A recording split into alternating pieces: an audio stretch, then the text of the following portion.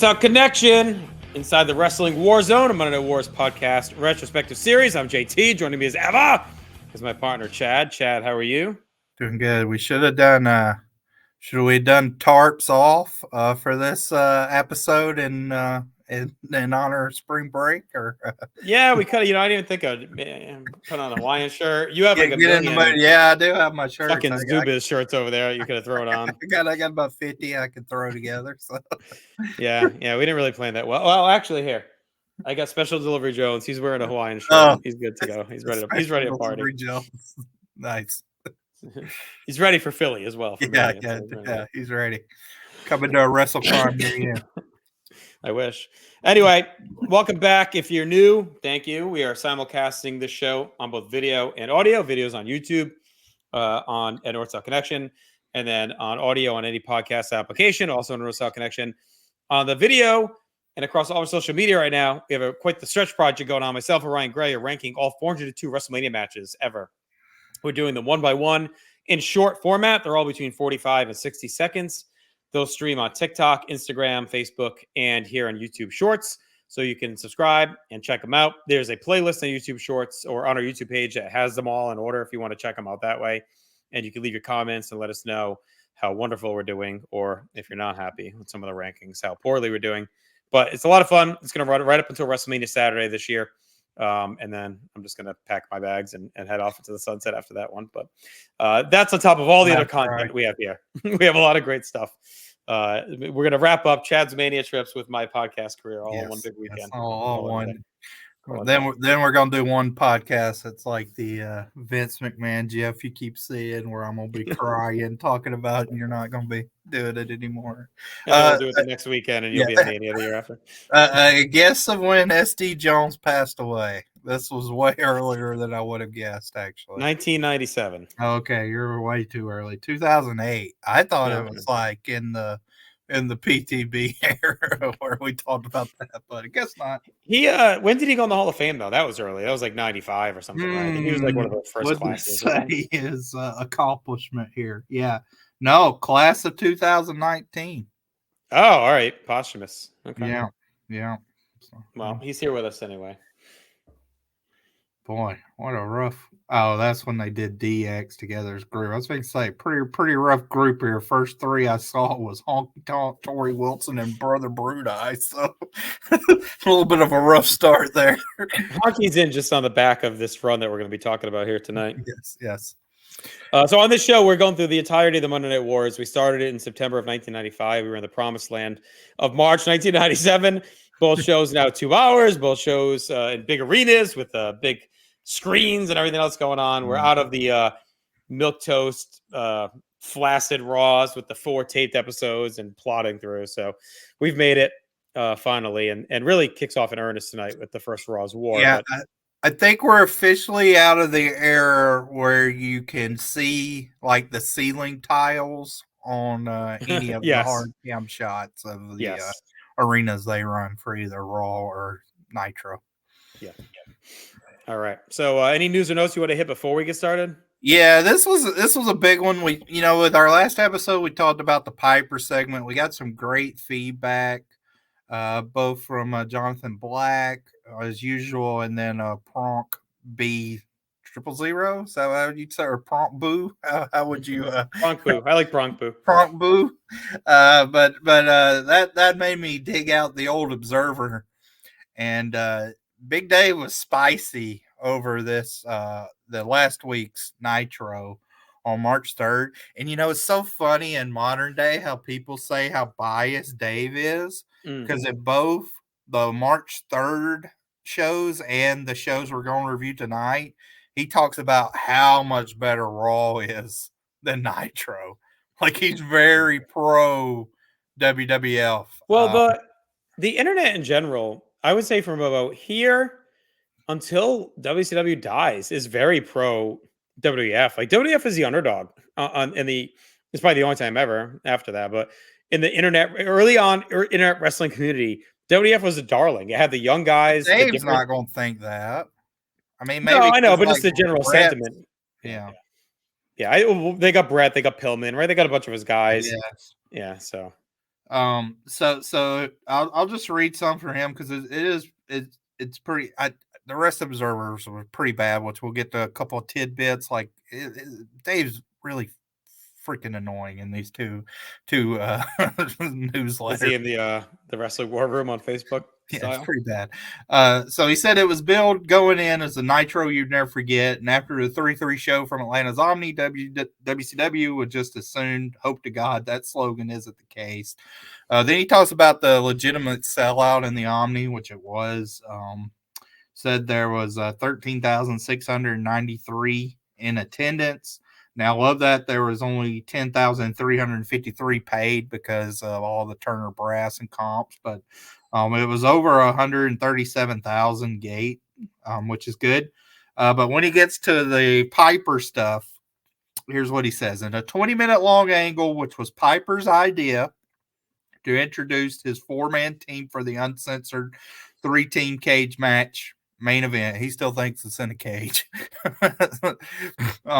Piper brought out 6 men and said he'd ask the fans to vote thumbs up or thumbs down on them and that they could pick his team.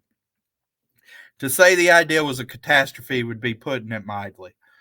The shock was that the fans picked up on how bad it was with Piper, a man who could give interviews that were total nonsense, and his personal charisma was such that fans would think they were classics. The man who could go out and do almost nothing in the ring, and his presence was such fans thought they were seeing a classic match. And the man who could do the world's most embarrassing pretty boy music video on a wrestling show and still get over as a tough guy with absolutely no negative effects on his popularity as the main focal point. The original plan for Uncensored main event was a 3-team deal with NWO, WCW, and finally introducing Sting's team. However, with Piper getting such a huge reaction and the success of the show at the Cow Palace, with Piper's name clearly being the key one and making the difference and popping the huge event, WCW decided to prolong the Sting angle once again and use Piper team as the replacement. Piper's idea that they decided to accept, since he has full creative control, which was mentioned in our comments, of his own angles under contract, was to do the show that he originally wasn't scheduled to be a part of, provided he could pick his team as a shoot to give some of his friends work in wrestling. So he outdid Hogan in that regard. Piper wanted to pick John Tenta, who was his friend who he wanted to get help back into WCW as a shoot since WCW had stopped using him, and also get work for his bodyguard / gopher and a friend from his straight-to-video action movies. The idea was a disaster from the start. So then he talks about the segment, which is pretty funny. He does say the boxing guy is referred in the back as being Piper's brood eye, which is tough. That's a tough moniker. Talks about how blown up they were, etc., etc.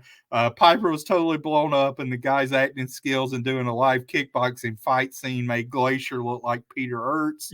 By the time Tenta came out, billed by Mike Tenay as a former sumo wrestler, the segment was gone, but it wound up with all 3 members of Piper's team fighting each other with about as much intensity as a little girl's pillow fighting. Backstage, while this was going on, the thought process was largely that they were in danger of not only ruining their upcoming pay-per-view, making it a trifecta for the uncensored gimmick, but of destroying Piper's future drawing power. There was talk of changing the planned finish of the show, where all 3 teams would be in the ring brawling with each other as the show went off the air, to having Piper's team destroyed and to end the gimmick right there. But for whatever reason, probably because nobody could figure out how to exactly break the news to Piper, the originally planned show ending took place. And I think it's, as we'll see tonight, like, I think the way they went about it, if you're not in the know at the time, I think you would just think it was planned, right? And that the segment just kind of went awry. Like, I don't think it's like that crazy. I think they save it well. I'll put it that way. I think they got bailed out because they had the Horseman thing just sitting there on the side. Mm-hmm. But I don't think, like, to me at the time, I probably just figured, oh, this was the plan all along. Like, he just has a shitty team, and then the Horsemen step up, and like, you can't go into the show with this team. We got your back. So I think, as we'll talk about, that to me didn't seem crazy. So I'm glad they didn't rush and, like, I mean, I think Piper deserved the respect of, like, at least having it explained to him why this bombed versus, just like humiliating him. He already kind of humiliated himself in the segment. But they obviously clearly banked on Piper's charisma and name value to carry it, and it bombed. Yeah, it was rough. Let me see there, because there was one like, I mean, I assume it was Bischoff that probably just told Piper, "Hey, we're not going on with this. Like this bomb, we got to change, course correct." Somebody, this was a letter to the Observer. This is in the March 17th newsletter.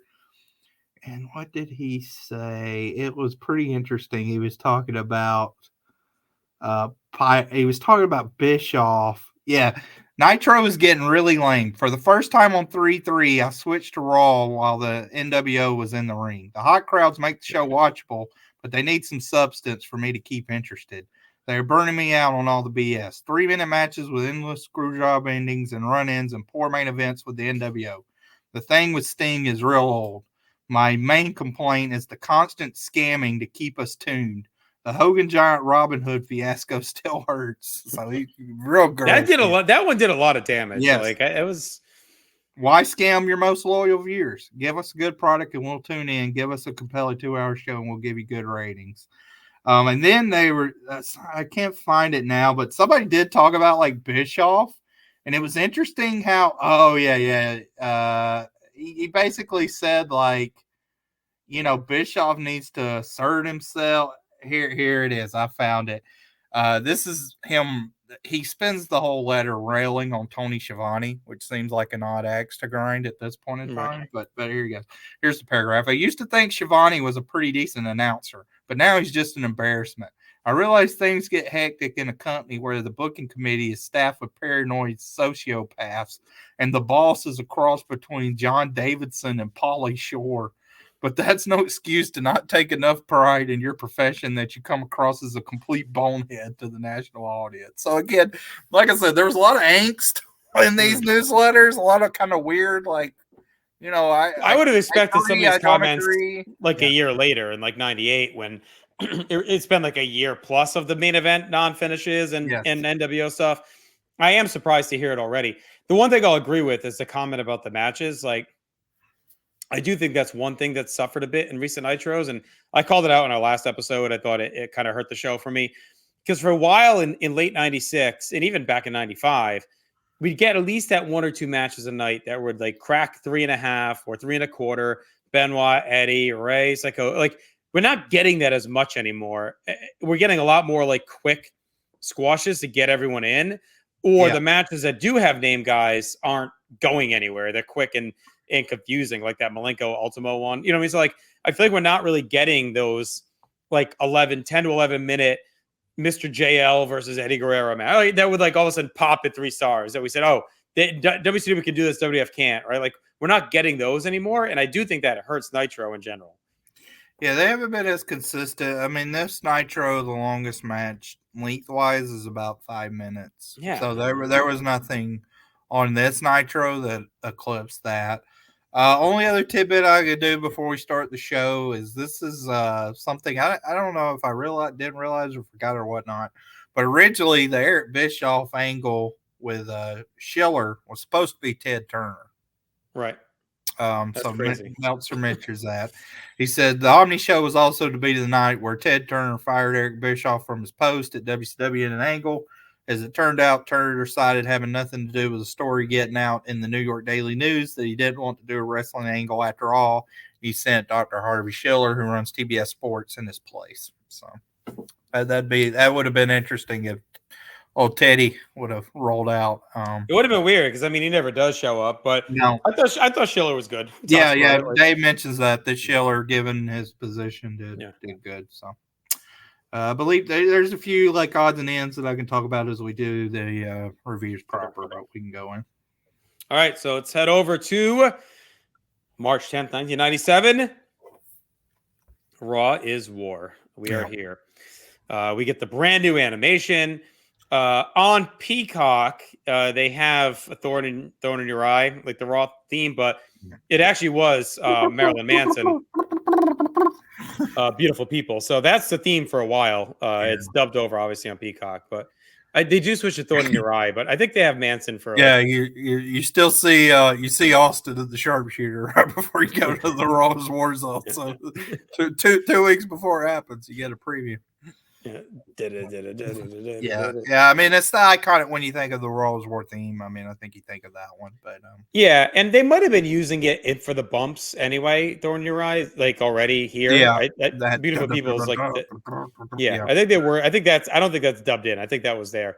But the Marilyn Manson was the theme, and I think it's that way at least through most of '97. Who at WWF do you think discovered the fire graphic coming out of the trash can? That's because they love that thing. They show it here. We have it in kind of the WrestleMania 13 heat. I don't know. I'm going to go with Kevin Dunn's son. Kevin Dunn suggested it to him. His son suggested it at dinner. Yeah, whoever, they really went full. Or maybe like Vince was walking outside headquarters one night. There was a bum with doing his hands outside the trash can with the fire. Or maybe he saw Rocky 1, and he all the guys outside. Right. Frank Stallone.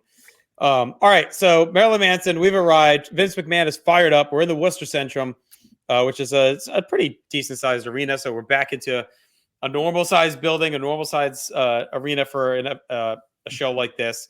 The Centrum would host a lot of stuff later on, obviously, too. So it's a pretty well-known wrestling building. Yeah. I mean, it can't be understated how drastically different it looks. There's very few moments in wrestling television history that you can pinpoint where something kind of drastically changed aesthetically. I mean, I think Nitro kind of upped the game, as we talked about, with the set design, the pyro. So they're in that, but this is the next level with that. And since the Titantron alone is like, the Titantron really makes it where now you can see the entrance like graphics and the camera angles. Backstage stuff, and they can interact backstage to the ring, which they do a lot in these early weeks. They really use that Titantron to talk to the ring. Yes, they love that little aspect on this show in particular. We'll get to it with this show. I mean, there's some like nooks and crannies they got to work out from a set design, camera angle, certain aspect of it, like the steel steps right in the middle of the ring when they come down. Right, that's odd. Which look weird. But just as far as changing the way wrestling television looks, like this is it. And then I mean, since this time in 1997, I don't know, because I don't think. I mean, maybe going into HD and just what they did with that, with like LED lighting, but that seemed more universal. Like I just remember looking at the time, like there was nothing on TV from now with the LED lighting and the way the arenas are set up, it does look more like sports build or US. There's a lot of similarities that you get. There's nothing that looked like this that you would watch. Like maybe if you went to a concert, but that wasn't on TV every week. So it really is. I mean, it's a groundbreaking moment. I think, if this was mainly Kevin Dunn or whoever from production was kind of the brain trust of this set design and aesthetic and really pushed it to Vince and convinced him to go in this direction, like you have to be commended, because I do think the overall quote unquote rawness and attitude of the show helps propel its ascension to become must-watch television. Like it's part of it. It's a whole mood thing. Like this is a mood changer. With the way they change it. Also, and making it the war zone. Like it looks like a war zone. They set it up where it feels like you're entering a battleground. Yes. Where it's chaotic. This giant screen. They have the ramp now. They didn't have a ramp before. Yes. That's new. They have a stage across the ramp so stuff can happen up in front of everybody. They're loaded of pyro, the shitload of pyro, and then the coming down pyro, which was really cool looking at the time. Everything was it was a complete change makeover, and made everything look big time. And just being live for 2 hours like this, and the crowd is hot, it's fresh. I can imagine what they were thinking when they came in. I remember watching this live, being like, "Oh shit, like this is awesome."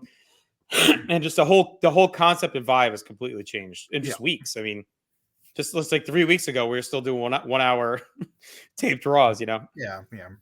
I mean, since '97 started, they were like a little bit more lively. the ones around Royal Rumble, you still had a couple of the ones that felt like the old. Mm-hmm. Yeah. Yep.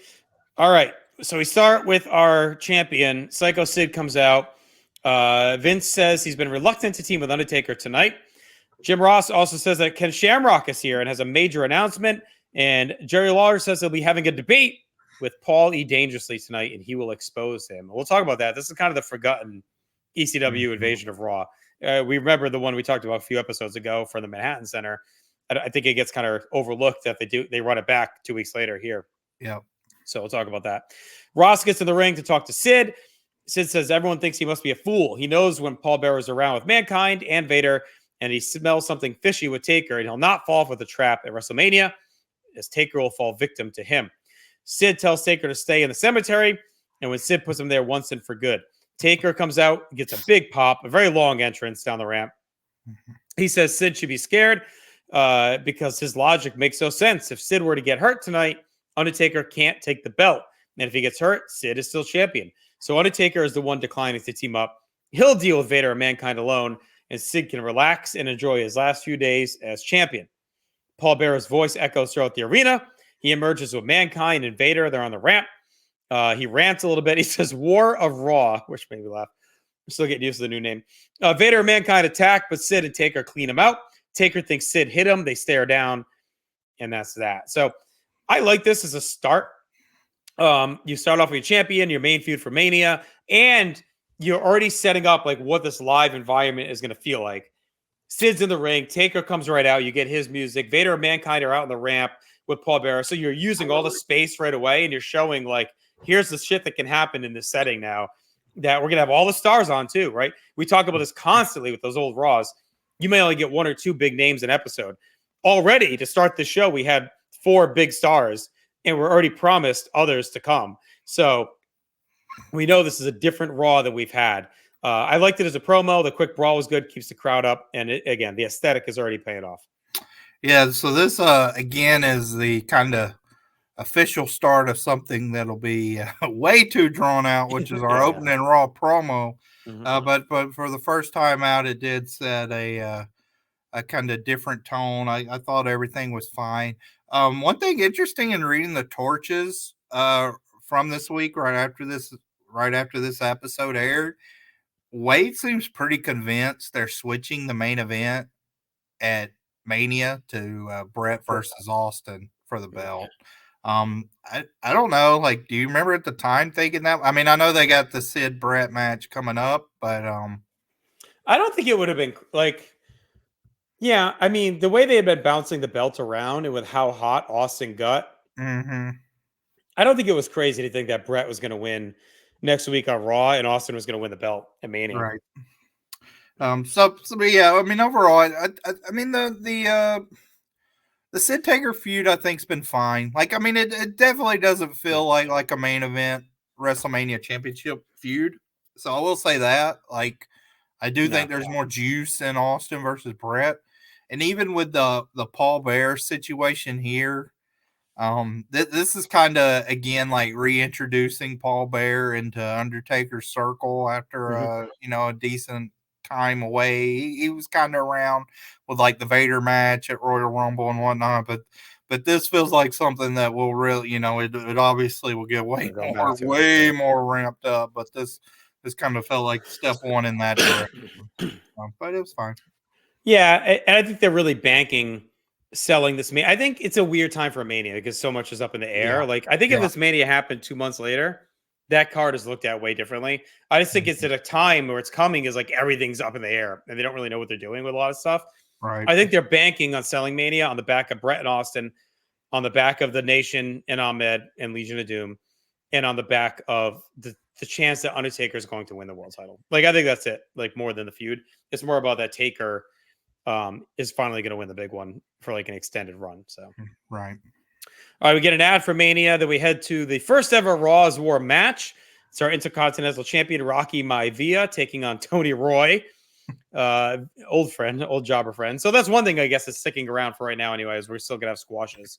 Well, I actually thought this was a decent departure because this show's very heavy on straight squashes. Like, this almost felt like we were going back to superstars Mhm. with, like, your Tony Roy Raymond, these guys that are even below, like, your Salvatore Sincere, Tracy Smothers, Right. that level that we'd seen as kind of enhancers, but also name guys that maybe on superstars or in a competitive match. I'm interested to see, like, when this goes away, because I didn't remember this. I didn't remember that this first Raw is War was this squash heavy. It's a I wonder very if they weren't squash. sure how to fill the 2 hours yet, especially headed to Mania. Yeah, I want to say it stays this way for, I think by April, May. By like May, I think it's done. yeah. There may be some, but I think it's not long. I think this was kind of the one concept that, to me, like the amount they had here, it felt definitely like an initiative. That, Right. hey, we're gonna have all the stars on the show, but they're gonna be in very simple squashes like in the old days, and then we'll do like promos and angles around that. I think that's the one thing that really changed as we go forward. So we'll keep track of that. And I didn't mind it. I think if they found a little balance, it'd be okay because I do think there's a place for Yeah, squashes. there's a spot for it, but this show was it was very conflicting watching this show for me. It was very exciting on some areas, but as far as like in ring and some of the stuff with the angles, it was like, okay, we still got some growing pains, but Yeah, and it's mainly because of where they're at with angles. Like I think they have to figure out what the next set of stories are going to be in this world. I think right now they're still playing out some of the, milk toasty ones they've been dealing with. Yeah. All right. Vince pronounces Tony Roy as Tony Roy. Which I thought was interesting. Before the match starts, Iron Sheik, Bob Backlund, and Sultan appear on the ramp. They vow that Sultan will be the Intercontinental Champion of Mania. Backlund calls Rocky Mr. Johnson and rants about taking the belt and putting morality back into the people. Raw attacks as Backlund's yelling. Rocky rallies back, gets the swinging DDT, and finishes with a high cross body.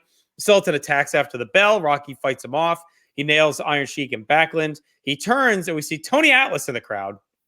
And he daps up old Tony, and Tony joins him out on the ramp. Squash shitty. I don't think Sultan looked like much of a threat. Rocky fought him off pretty easily. And the attack. Backlund, of course, is always a highlight, ranting and raving out on the fucking stage. He should just do that for all squash matches. I went 1/4 star, and I guess we'll see if Tony Atlas goes anywhere. Obviously, he's a former tag team partner of Maivia's dad, Rocky Johnson. So that's the tie in there.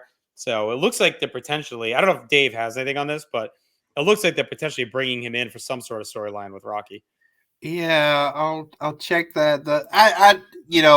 This is kind of gets into what we were talking about with the ankle. Like, to me, this felt like it came out of nowhere. Where, like, now the Sultan's defending. I don't think we've seen much of the Sultan to get why he's getting an IC title shot at Mania. Right. Except, him, Backlund, and Sheik are like the first one out of the curtain and basically say, we're going to do it. And then they rush down. As a match, it was a squash half star, I think, just for the squash. The stuff with Tony Atlas. It's kind of interesting they're doing it around this time frame with the Beyond the Mat. Like, I guess that was about a year after this, or what? When was that? Yeah, but that's not, Tony's not in that. He's in the MTV. Oh yeah, the MTV real life. Okay, which so is later. That's like years. 2000. Okay. So yeah, we're still in, I guess, decent. We're a little while away from the telephone. Okay. Yeah, I think that's like 2000. Yeah, true life. I'm a pro wrestler, right? Yeah, he was in that. Yeah, I'm curious. We'll track it as a potential dropped angle because I'm curious how long he hangs around. I wonder if they were planning to bring him back to wrestle. Like, was he going to turn heel and feud with Rocky? Like, I think there's a chance they were going to do that.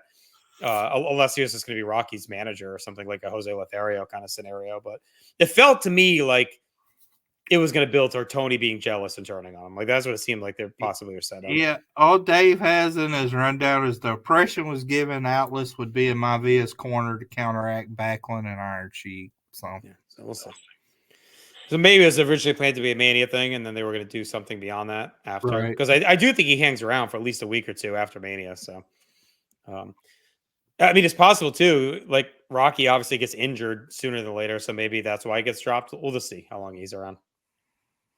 All right, we get our PlayStation Cool Border Slam of the Week. It's Ahmed Johnson destroying Leaf Cassidy on Shotgun. And then we head to the ring for Some lucha action as Heavy Metal, Pentagon, and Pierrot take on Hector Garza, Latin Lover, and Octagon. King is already cracking his jokes.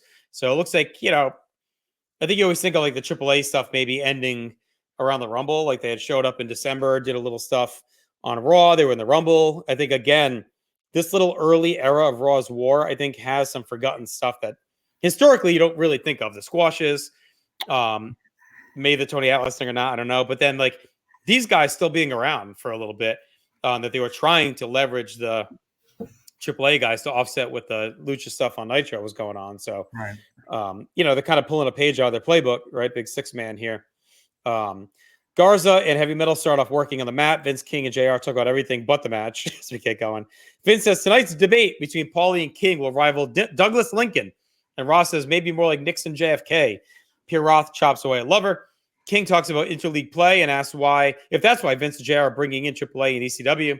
Lover kicks Pierre Roth down. We reset with Pentagon and Octagon. Crowd is not really into this one. No. Pentagon and Octagon pick up the pace. Penta quickly tags into Garza. In comes Heavy Metal as well. Metal gets a back elbow. They run through some counters. Metal ends up on the floor. We have the old school stairs, like you mentioned. It's not even the steel stairs. It's like the old the blue steps. ones. Yeah. It's an odd choice. We pan to the crowd. And we see, I think she's still unnamed, right? The Triple H's or Hunter Helmsley's Bionic Woman. Bionic Woman is what they went to. Dave had a note on that too, where it was pretty humorous. I read it in Donald Trump's voice, the way he writes it. But like, very big, very big. He basically said, "Never seen a woman like this."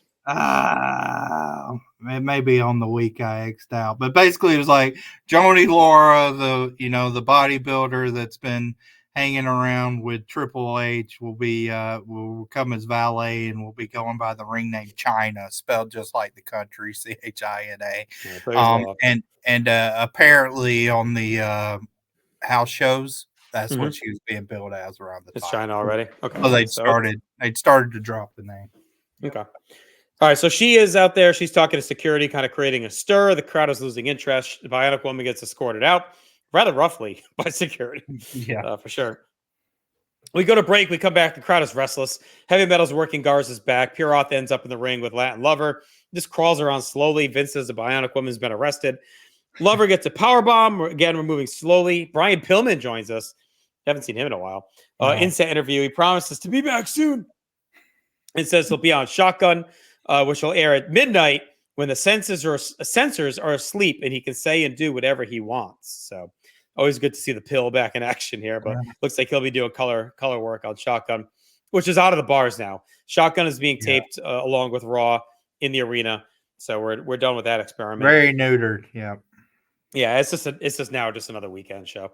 But I guess Pillman's like an interesting draw if you want to try and get eyes to stay up till midnight, like what'll Pillman say this week kind of thing. Yeah. I think that after the Sunny thing, it's kind of like a little bit of the Robin Hood effect where it's like, all right, you already promised like Sunny's sex tape. Right. We had her and Elma. So, Octagon is a tope into the group. Garza barrels into him with a corkscrew dive, and back inside, Heavy Metal rolls up Latin Lover for the win. This definitely backfired. like if you want to use these guys, I'm all for it. That's cool. But keep it tight and let them fly. Like this was grounded, it dragged on. They used this as a backdrop for Bionic Woman. The crowd is checked out. Like do that during the squash instead of this. The pacing was awkward. It was slow and clunky. So maybe instead of a 6-man, they should have picked the 2 best guys and just let them fly. But if you're trying to introduce this new hot environment where like anything can happen, you got to have guys flying into the crowd, down the ramp, like having this 6 guys, just because they're from Mexico and they're luchadors. Yeah. If you're working the grounded arm bars and rolling on the ground, it's like you're not going to get over. So I went 2 1/4 because there's stuff in there, but it was just a bad approach for a good idea. Yeah, they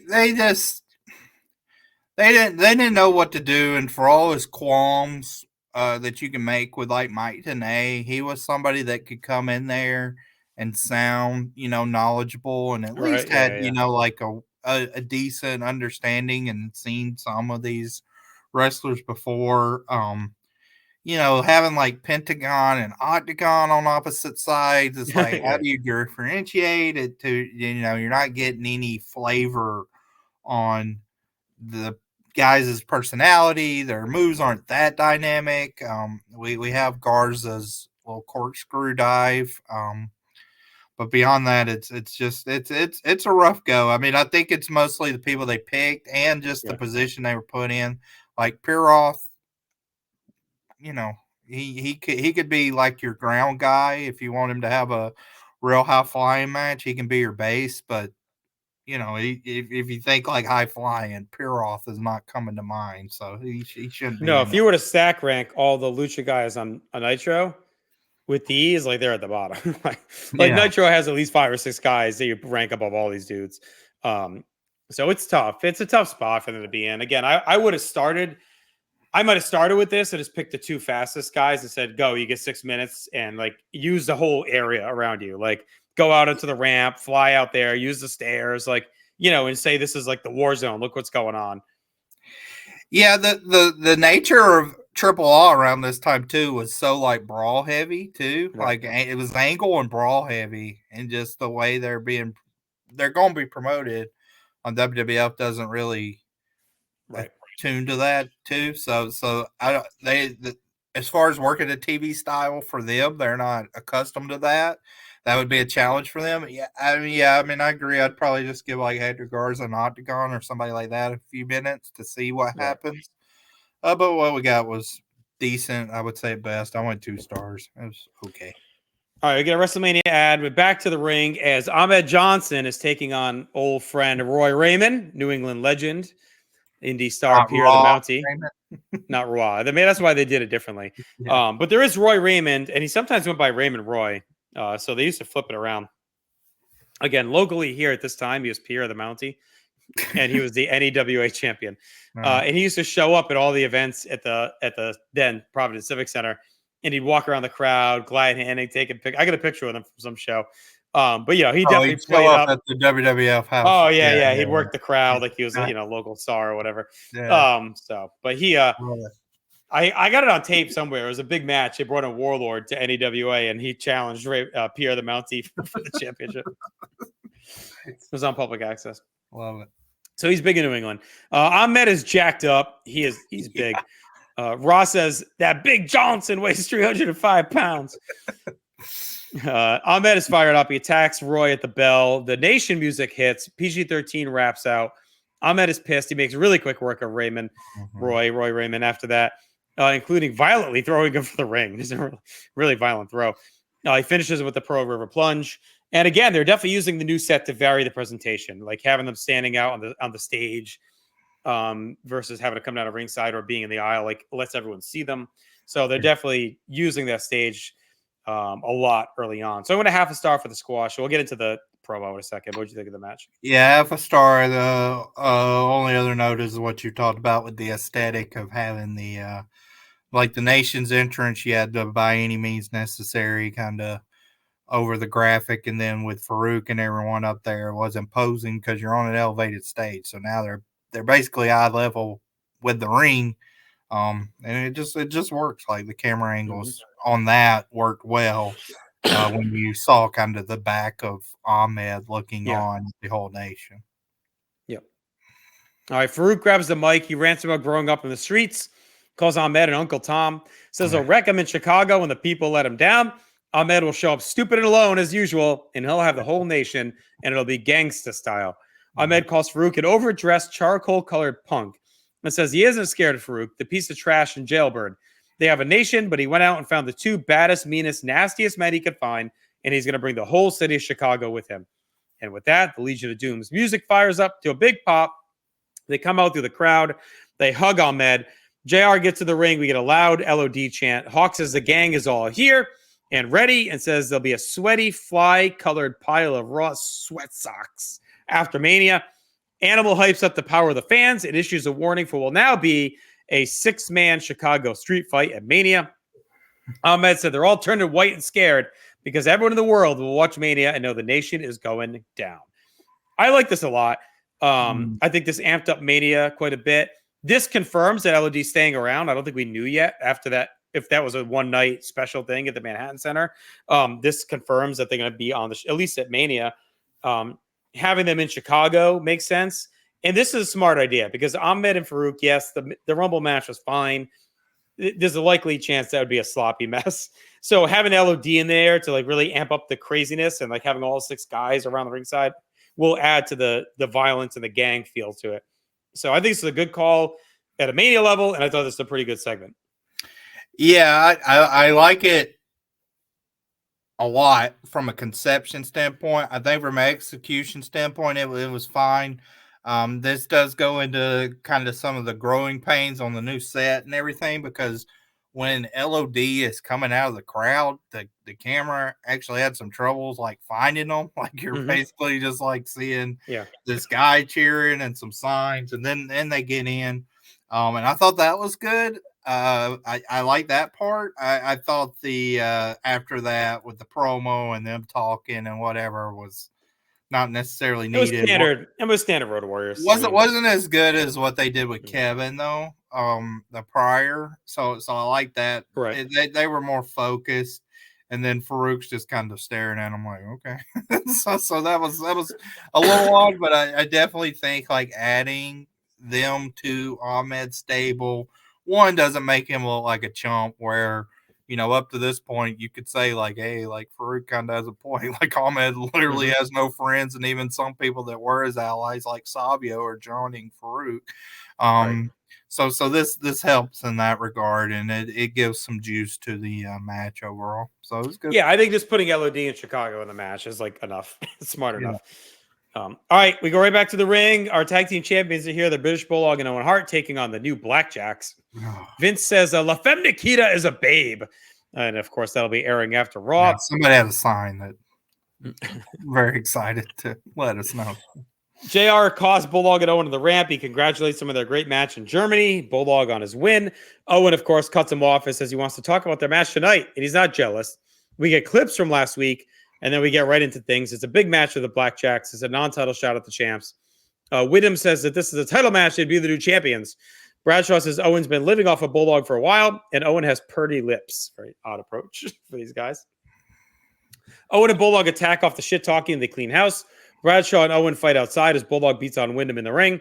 The brawl continues with all 4 throwing down until the Blackjacks get cleared out. We reset with Bradshaw beating on Bulldog with strikes.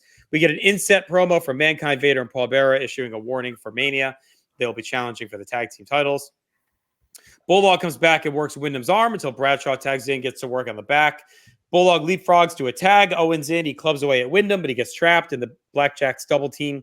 Ross hypes the hotline about recruiting and some Sable news. The Blackjacks continue to double team and batter Owen with strikes as we go to a break. Full Metal ad. We come back. Wyndham hits a nice clothesline on Bulldog for 2. Vince says during the break they found out that Bret the Hitman Hart will face Psycho Sid for the world title next week inside of a steel cage. We get an inset promo from Taz, who says his boss hires extreme athletes while Vince hires a comedian to tell jokes.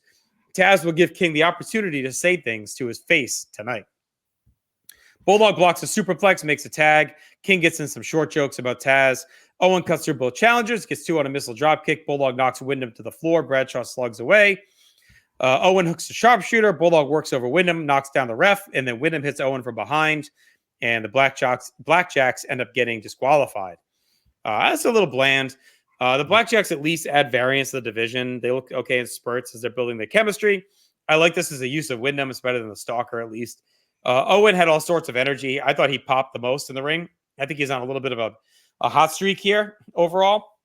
He seems pretty motivated since Final Four-ish time. The finish, again, is whatever. I mean, I guess you want to protect the Blackjacks a little bit early on. So I went 2 1/4. And this tag title match of Mania is another weird thrown together one. It's got a little bit of a story to it, but it's more about Mankind and Vader working together than like them feuding with Bull. And actually, it's both sides. Right? Both sides can they? Yeah, can they work together? You know, it's pretty well known because of Mick Foley's book that the original plan was Mankind versus Vader in a like exploding death match or whatever. And if it, you know, I assume it's true, but they said they ended up deciding against doing that at Mania due to potential problems and end up doing this tag match instead. He also said at one point he was slated to face Mero at Mania. before Mero got hurt. So those are kind of the two original plans. I always thought Mero and Rocky was kind of the plan. So I don't know what was what, but maybe.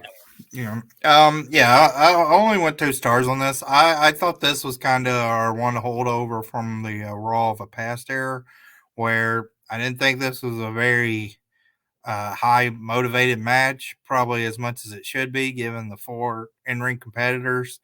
I thought the finish was kind of dumb because it's one of those things where it's like, well, you have the tag champions in here. But again, this is almost like the Furnace and LaFon thing, where like if they keep losing and they're brand new, like, well, I guess they're not very credible because and Owen and Bulldog were more cohesive here, so it wasn't as bad as what we saw with Furnace, who, by the way, they've disappeared. They've fallen off the face of the earth. Yeah, I mean, so nice knowing you. It's not as bad because Bulldog and Owen are a little bit together. So it's like, all right, like if they can stay on the same page, they're a formidable team. But still, it's like there's kind of some animosity there.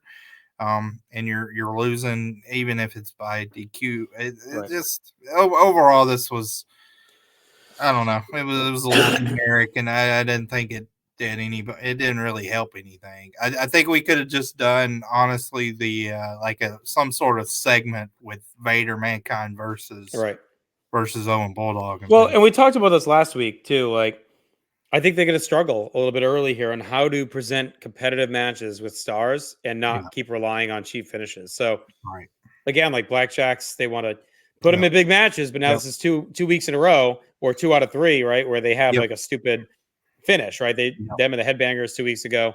So not they're kind of presenting them almost as like just brawlers that want to fight and don't care. Is kind of how but they're not saying it, but they're kind of acting that way. Like they're just out there to fight, so but they're not really talking it that way. Yeah. All right, we got a Slammies ad, airs March 21st at 11 p.m. on USA. It's going to be up against Ring of Honor and Spring Break. The Slammies? Yeah, what do you think they're running up against? Battleground or MLW? Slammies? The Slammies. Slammies. Thank you. Slammies. Got it. Up against some big competition. WrestleMania weekend. Taz and Belafonso are out there barking at the King. He gets up and they end up tied up and scrapping. Sabu shows up in the ring. He tries a triple jump somersault senton, but they both move and he flies through a table. The ECW wrestlers pour out and back Taz off. Tommy Dreamer, Sandman, and Paul all check on Sabu while King is hamming it up. So teasing for later. They get ECW here. Might as well use them a little bit. So this is fine. Kind of made Sabu look like a little bit of a fool. But, yeah. He's on it's not really off brand, though. Yeah, no, him going through the table, I thought was actually more extreme than anything we saw because they didn't have the best angle of him diving off the Raw letters. There's a little bit of a logic breach where all of a sudden the ring timekeeper table's right there where it was, which it never is. That's kind of that public enemy thing we've talked about before. Where it's like, oh, here we go. But yeah, I mean, it looked cool as a spot, and then to have Sandman be the voice of reason was pretty funny. All right, let's calm down. It's like cooler heads prevail. Oh yeah, always level headed. That's what he's known for. Yes. All right, to the ring we go. As Leif Cassidy is here to take on Miguel Perez. Oh my God. Ross rips King for his actions against their guests. We settle back down. Perez is out for his debut. Vince talks very wistfully about Miguel's dad. King keeps ranting about ECW and then about Perez. He says he's jealous of Savio Vega. We start some counters into Perez working the arm. Leaf tries to come back. Perez has a drop kick. Paul E. joins from backstage. Vince tells him to constrain his constituents. Paul snaps. He tells Vince to control his comedian and that there's no more games and no interpromotional cooperation. Forget Paulie Dangerously. It's going to be Paul Heyman and Jerry Lawler. King should bring all his friends because Paul's going to have his extreme friends and King will see it up close. Leaf takes control during that missive. Ross says King started all this. Leaf slowly works through some offense, cutting off a comeback. Perez counters a powerbomb, gets a victory roll for the win. Perez is very clunky. Yeah, not much showing off here. And Leaf he looks completely checked out. Like instead of working to get guys over, which I think was what they're trying to use him for, is like a little bit of a thermometer, right, for guys, or a barometer, whatever you want to go with. I think he just seems uninterested. His offense is very boring. He seems like it's a guy that's ready to go any day now. So I went star and a half, but again, this is really just like Perez was not interesting in any way at all. Yeah, this was kind of another match too, where again, like you're debuting Perez, so you may think like the shine's hypothetically going to be on him, but because we're cutting to the backstage and we're dealing with a lot of turmoil with the announcers themselves, it's like the match takes a back seat. Yeah. So, which the way the match was worked might be a good thing, but I don't think that should have been the approach. But yeah, we talked about Leaf. I mean, Leaf's rough. I'm ready for kind of snow to go away, and then it's going to be soon, right? Because I think yeah, he's in ECW by May or something. Yeah, we'll see when he comes back how these 98 stuff holds up better here, which I think it will. But he's been pretty rough in this New Rockers era, because I agree. I think they think of him as like this great like carpenter that they can give like a shine on some of these newer guys.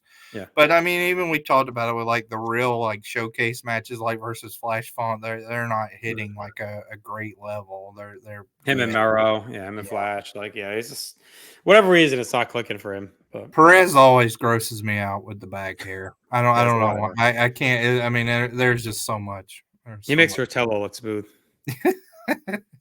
But yeah, I've never really been a Perez guy. I know we talked about it with his debut. His debut on the Manhattan City Raw wasn't very good. This wasn't a very good follow up. Well, I think he's almost. I don't think we see him again now for a bit, a while, maybe once more, but not too long, because the group he's going to be in debuts in like July, June, and a lot of the kind of internet circles I run with, I wouldn't say he's as highly regarded as someone like Savio, but as I mentioned with Savio, like I seem to be lower on. I know I'm lower on Savio than a lot of people that I usually align pretty closely with, and Miguel I'd put in the same bucket. A lot of it's the Puerto Rico style, and just from what I've watched of the territory stuff in the late 80s, it just hasn't resonated with me as much as almost any other territory. It's kind of up there with Central States for me.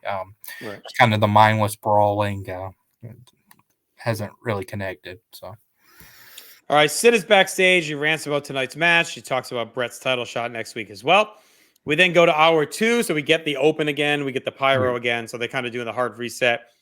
We know later, like it'll come out that Nitro didn't. I don't know if Nitro did the same thing, but WWF did this to split the show for ratings, right? So they could have the top 2 shows, right? Number 1, number 2, yeah. Right. Raw is War, and then the War Zone is hour 2. Yeah. So, Jim Ross is in the ring. He's got Ken Shamrock with him. He hypes up WrestleMania 13. He confirms that Shamrock is going to be the special guest referee for the submission match between Bret Hart and Steve Austin. If Bret wins next week, that could now be a world title match.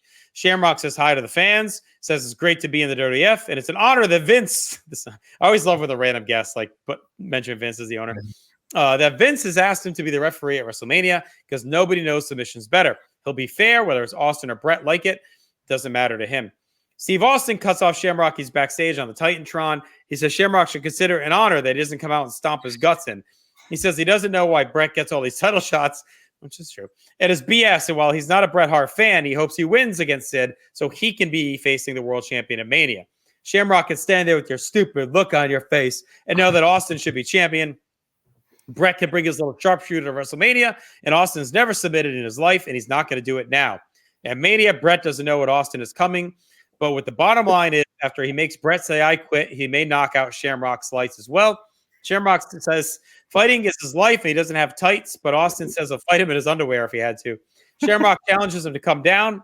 Austin's ranting, but Bret Hart comes out.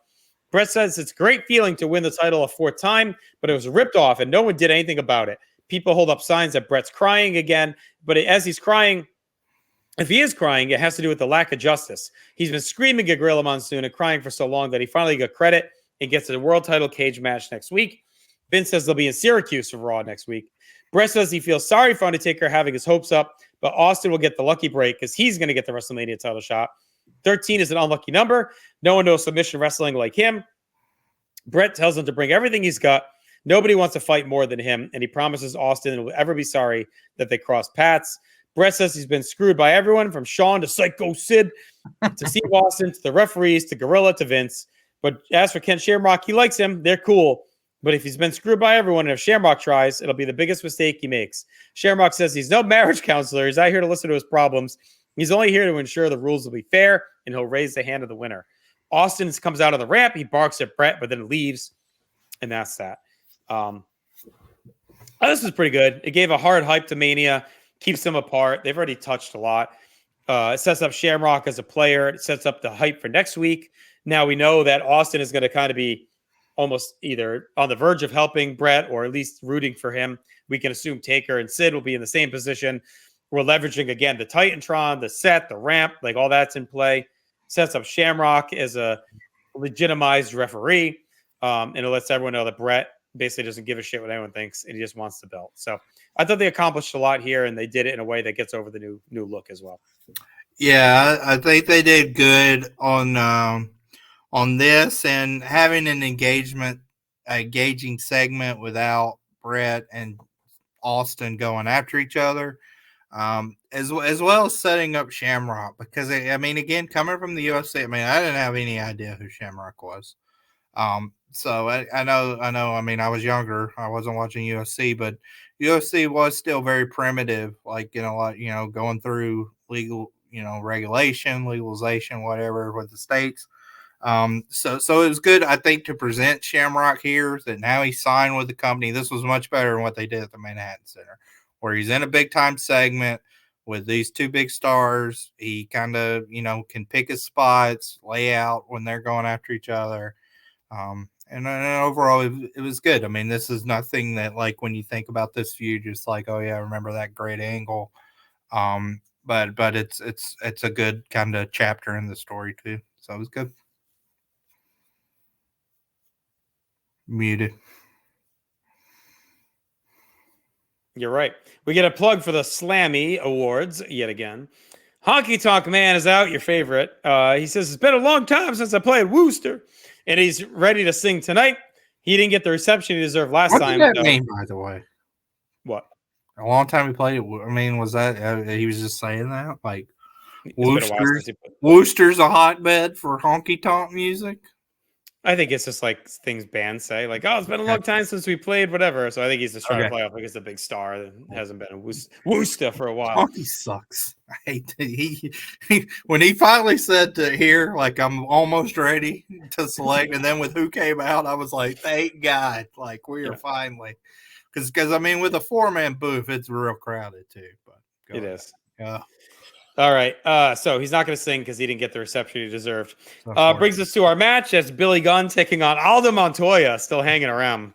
Surprise! I don't think anyone. I would never guess it. Aldo. Yeah, I'll check the last time we saw him. Yeah, it's been a while. And again, he's in ECW by, like, I want to say October-ish. So he's gonna. I don't know if he sticks around till then or if he goes away for a bit, but. Billy Gunn is randomly back. Here he is. I guess he's okay. Vince says he's back from his neck injury. He says it was a stinger. He's got a black hat and outfit. Honky gets to the booth. He's all fired up about his big search. Billy takes over, targets the back, stomps away. Vince says Hunter Helmsley has returned from jail, I guess, with the Bionic Woman. Aldo gets a sunset flip. Billy takes over the clothesline. Ross plugs the upcoming shows in Louisville, Maryland, Madison Square Garden, and then Raw in Syracuse. Aldo gets a drop kick and some chops. Billy kicks him down, gets an armbar DDT. Honky's ranting. We get a Sonny promo who says Undercover with Sonny will happen on Shotgun to get all the latest gossip. Billy wins easily with a top rope leg drop, and poor Aldo eats another squash. I went 1 star. Just a squash for Billy. A lot going on again with Honky, the plugs for the shows, Sonny. Yeah. Like, they're getting a lot moving here. Yeah, I thought this match blew. It wasn't very good. Too much going on. Not very good action. I want to start too. So he was in that tag versus the Headbangers. He teamed with Holly on Raw Thursday, which I forgot about. We hadn't seen him before then on Raw since October, and I guess we can eulogize Mr. Credible, because this is it as far as Raw is concerned.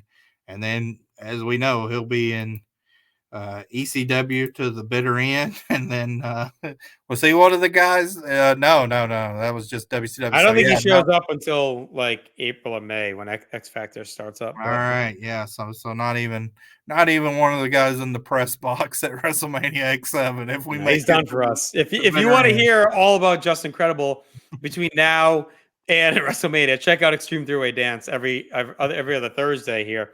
Myself, Jenny Smith, and Matt Souza going through ECW. We're at early '99, so we're like really into the credible push right now. But yeah, if you want to hear what he did in the interim, sign up and listen up there.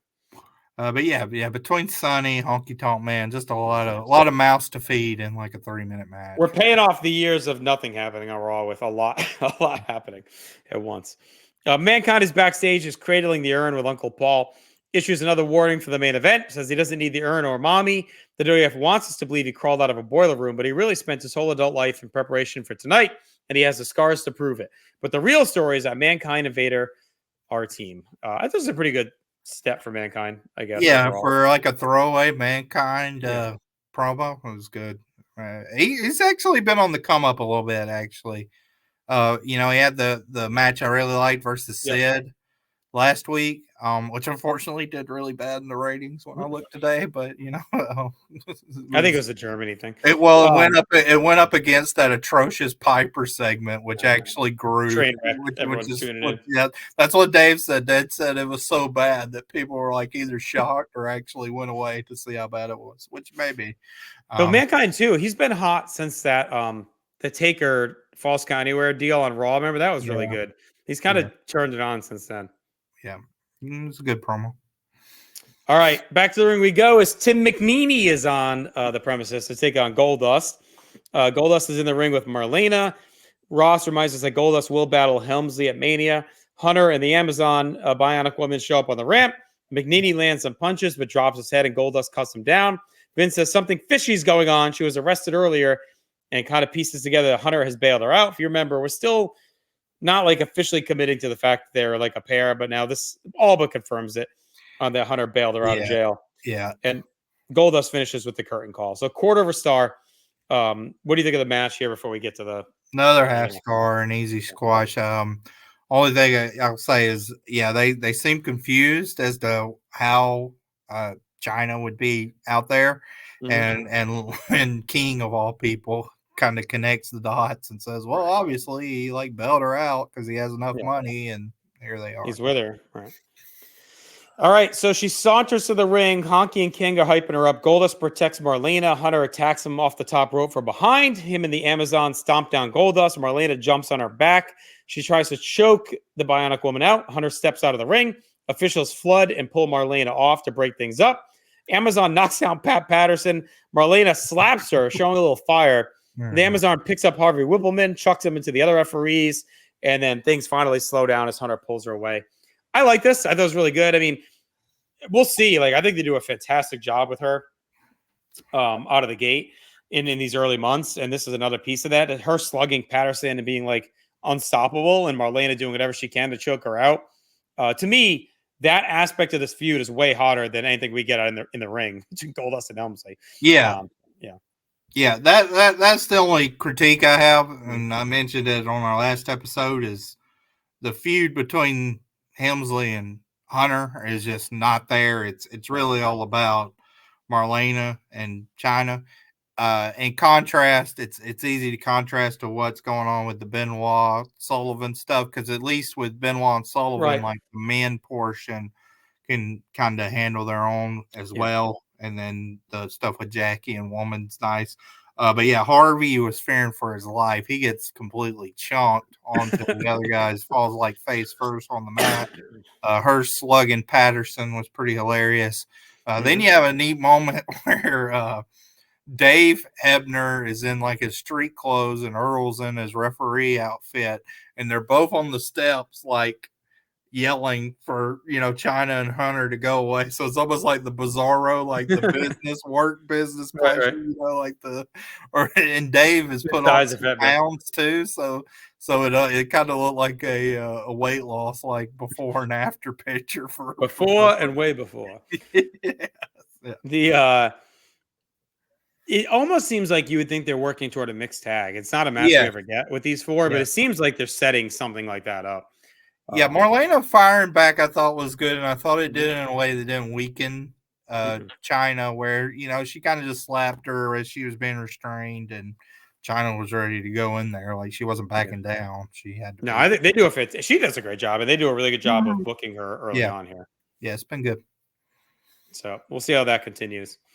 All right, promotional consideration paid for by Castrol and Full Metal, the album. Well, we replay what we just saw, and then it is time for the great debate.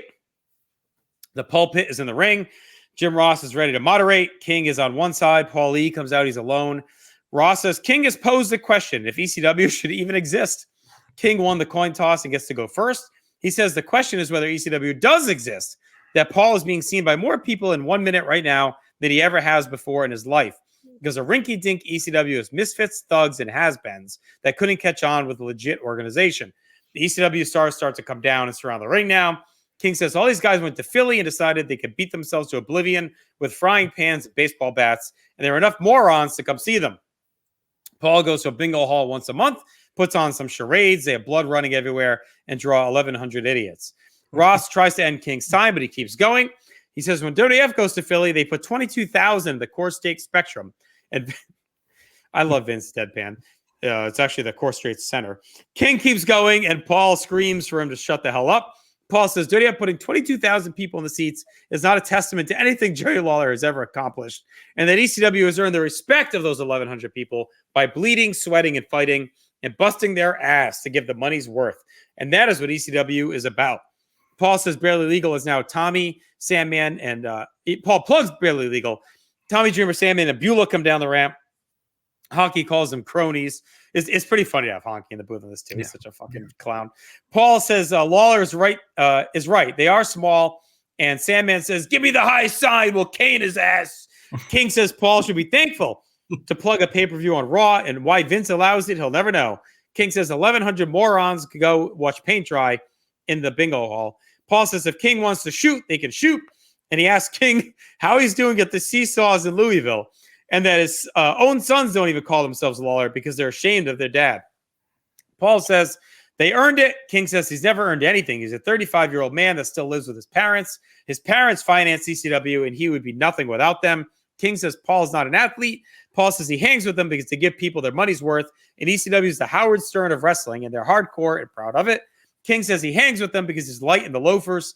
Tommy tells King to get all his guys, and we'll show him how to start a war right now. Tommy breaks the podium. Ross laments, come on. King says they'll get his guys out. Paul holds Tommy back as King calls out his backup for the fight. Of course, no one comes out. Paul says, who you got? Who you got to King? Sandman is standing guard with the cane waiting for the troops. Paul tells King to take a pick of who he wants. He'll get 2 free punches. Excuse me. King keeps calling for help. Paul tells King to get out of the way, to get out of the ring, or they're going to get him out. King says the ECW guys may do something, but Paul could never. And they bicker until the break. So, again, this is kind of the forgotten ECW segment. And I think it depends on your mileage and how you feel about the shoot stuff, right? It was obviously certainly very fresh in the world of WWF this time, not something they ever did before, really. So from that angle, I think it worked well. They bring energy. It's a fresh view. Obviously, Heyman is a fantastic talker. So is King. So they do a good job. They get some digs in if you're in the know, but they also kept it high level enough to not, it's not over everyone's heads that may not understand what a couple of things they're saying. It's obvious that no one's going to come help Lawler, right? And like, they're all kind of playing into it. Who you got? Bring your guys, right? Obviously he's got no one. I don't know. In a way, I think it makes WWF look a little weak to not have anyone come out and like take a stand for WWF, even if they're not there to help Lawler, at least stand up for the company against ECW, or show them later backstage, like chatting with the ECW guys, like, oh, we respect you, right? Like, to me, this puts WWF's locker room in a weird position. They're not like shown as like, oh, we like ECW, fuck you, Lawler, or shown as we got your back, Lawler. There's just no one else there. It's like he's in an alley. It's just weird. Yeah, that's my only critique. Yeah, that's interesting to think about. I mean, Lawler is kind of, he sort of like took up this torch on his own. So you could say that, like have somebody say that, even if it's Vince on commentary, like, King, you're the one that wanted to stand up to ECW. This isn't an ECW versus WWF thing. It's it's a Lawler versus ECW thing. Which say like our locker room respects theirs. They're not going to yeah, come fight. They don't want to fight them. They're not here to fight them. They're yeah, not paid to fight them. You could even say that they're not paid to fight. They're only going to do the shit they got to do, and they're going to get paid for it. They're not here to get injured 2 weeks before WrestleMania fighting guys from another company. It's not going to happen, right? Something like that. yeah. This pretty. I mean, so this pretty much ends our story here, right? With this, or it's more. I mean, there's a lot on the ECW, but we get a little bit. okay. Still, it's not much, but we get the whole Mr. Monday Night stuff where Oh King yeah, brings him in. Yeah. That's Gotcha. like in May. So this is Okay. it for like, I think, a couple months. Okay. But we're also get Barely Legal happens like weeks after this. So Right. I think this was really done to hype that. The Mr. Monday Night stuff later is more done for the angle that they're running in Philly. Mm-hmm. I mean, a lot of veiled comments that you hadn't heard about and didn't know. Like, I mean, obviously, like the Doug Gilbert infamous USWA shoot promo where he talks about Brian Christopher and smoking crack and all that. Like that's an infamous one. But here, Paulie talks about it, how like Lawler's kids don't even have his last name. Also, he also makes a pedophile joke. Yeah, he alludes to the statutory rape case, and then Lawler for his side, he calls Heyman Light his loafers, which was a rumor or whatever at the time, and then about ECW's financing, which was there. Right. I was appalled when he asked Paulie his age, and Paulie said he was only 31, and I realized I'm like 6 years older than Paulie in that moment. I was like, Jesus Christ, like that was a hard 31. He'd lived up to that point because he was looking old, but yeah, I mean he was still young, like really young. But yeah, I don't know. Like as a segment watching it back now, it's probably better more entertaining for me, like to see it than the Manhattan Center one, and to know the inside stuff than when it was going on. I mean, like in real Did you like time. it better than Manhattan Center one? No, I like the Manhattan Center stuff because I think that was more like bottle contained, and I thought it was easier in that one, just from a WWF casual standpoint to get that. Right. Okay, like Paulie's coming here, he's trying to promote his show, like he's the promoter, and they have the hardcore aesthetic or whatever. Like it almost.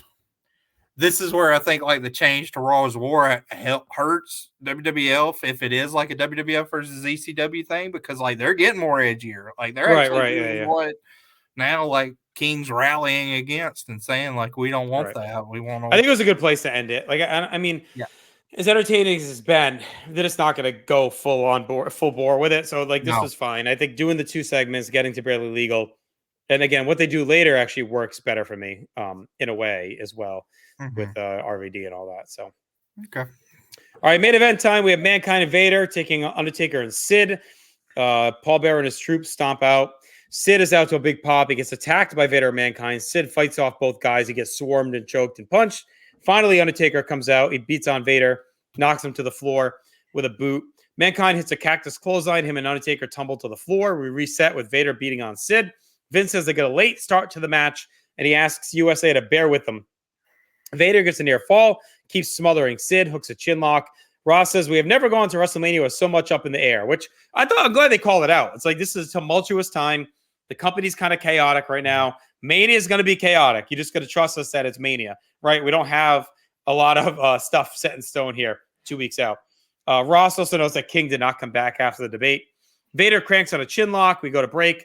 We get a Karate Fighters rewind of Marlena attacking the Amazon earlier. We come back, Taker and Mankind are brawling on the floor. Sid is trying to tag. The corner is empty. Vince says USA is giving them extra time. And Ross says, update your VCRs. I don't know how you can update it if you're out. I mean, obviously, if you're recording the show, you're probably not there. Sid gets the tag. Taker cleans house on Mankind. All 4 spill outside. Taker hits Sid by accident. Sid starts going after him. They start to fight. Taker chokeslams Sid, flies into Vader and Mankind with a tope. Sid tracks down Taker, shoots him back into the ring, nails him with a powerbomb. Sid leaves as Vader covers Taker and wins the match. So again, Undertaker taking clean loss here on the doorstep of Mania. Sid saves Taker from a Vader bomb, and Taker clears the ring.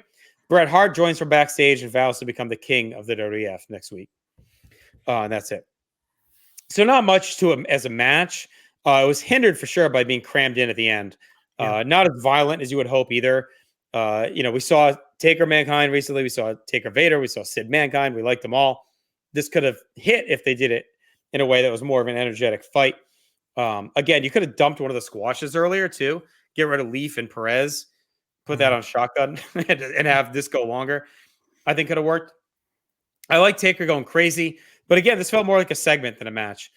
Vader's hot. He's good for Mania. You leave this match thinking that Undertaker's going to win the title and Vader's going to be his number one contender coming off the show. Like, that's how I left this right here feeling, for sure. The chaos continued, though. The look, the set, the vibe brought everything, all the fresh energy to the promotion. It aids this. I went 2 stars in the match. Do you think they went long by design to show off the new format and the USA is going to give them time, or do you think they really ran late? Yeah, I think well, the debate may have went a little long, but I think doing an overrun was pretty savvy. We'll get to it with Nitro show. Nitro show ends very weirdly. And they could have done this for just to have like an unopposed overrun. You see it with the ratings breakdown. It obviously helped because they were running against Robin Hood or whatever.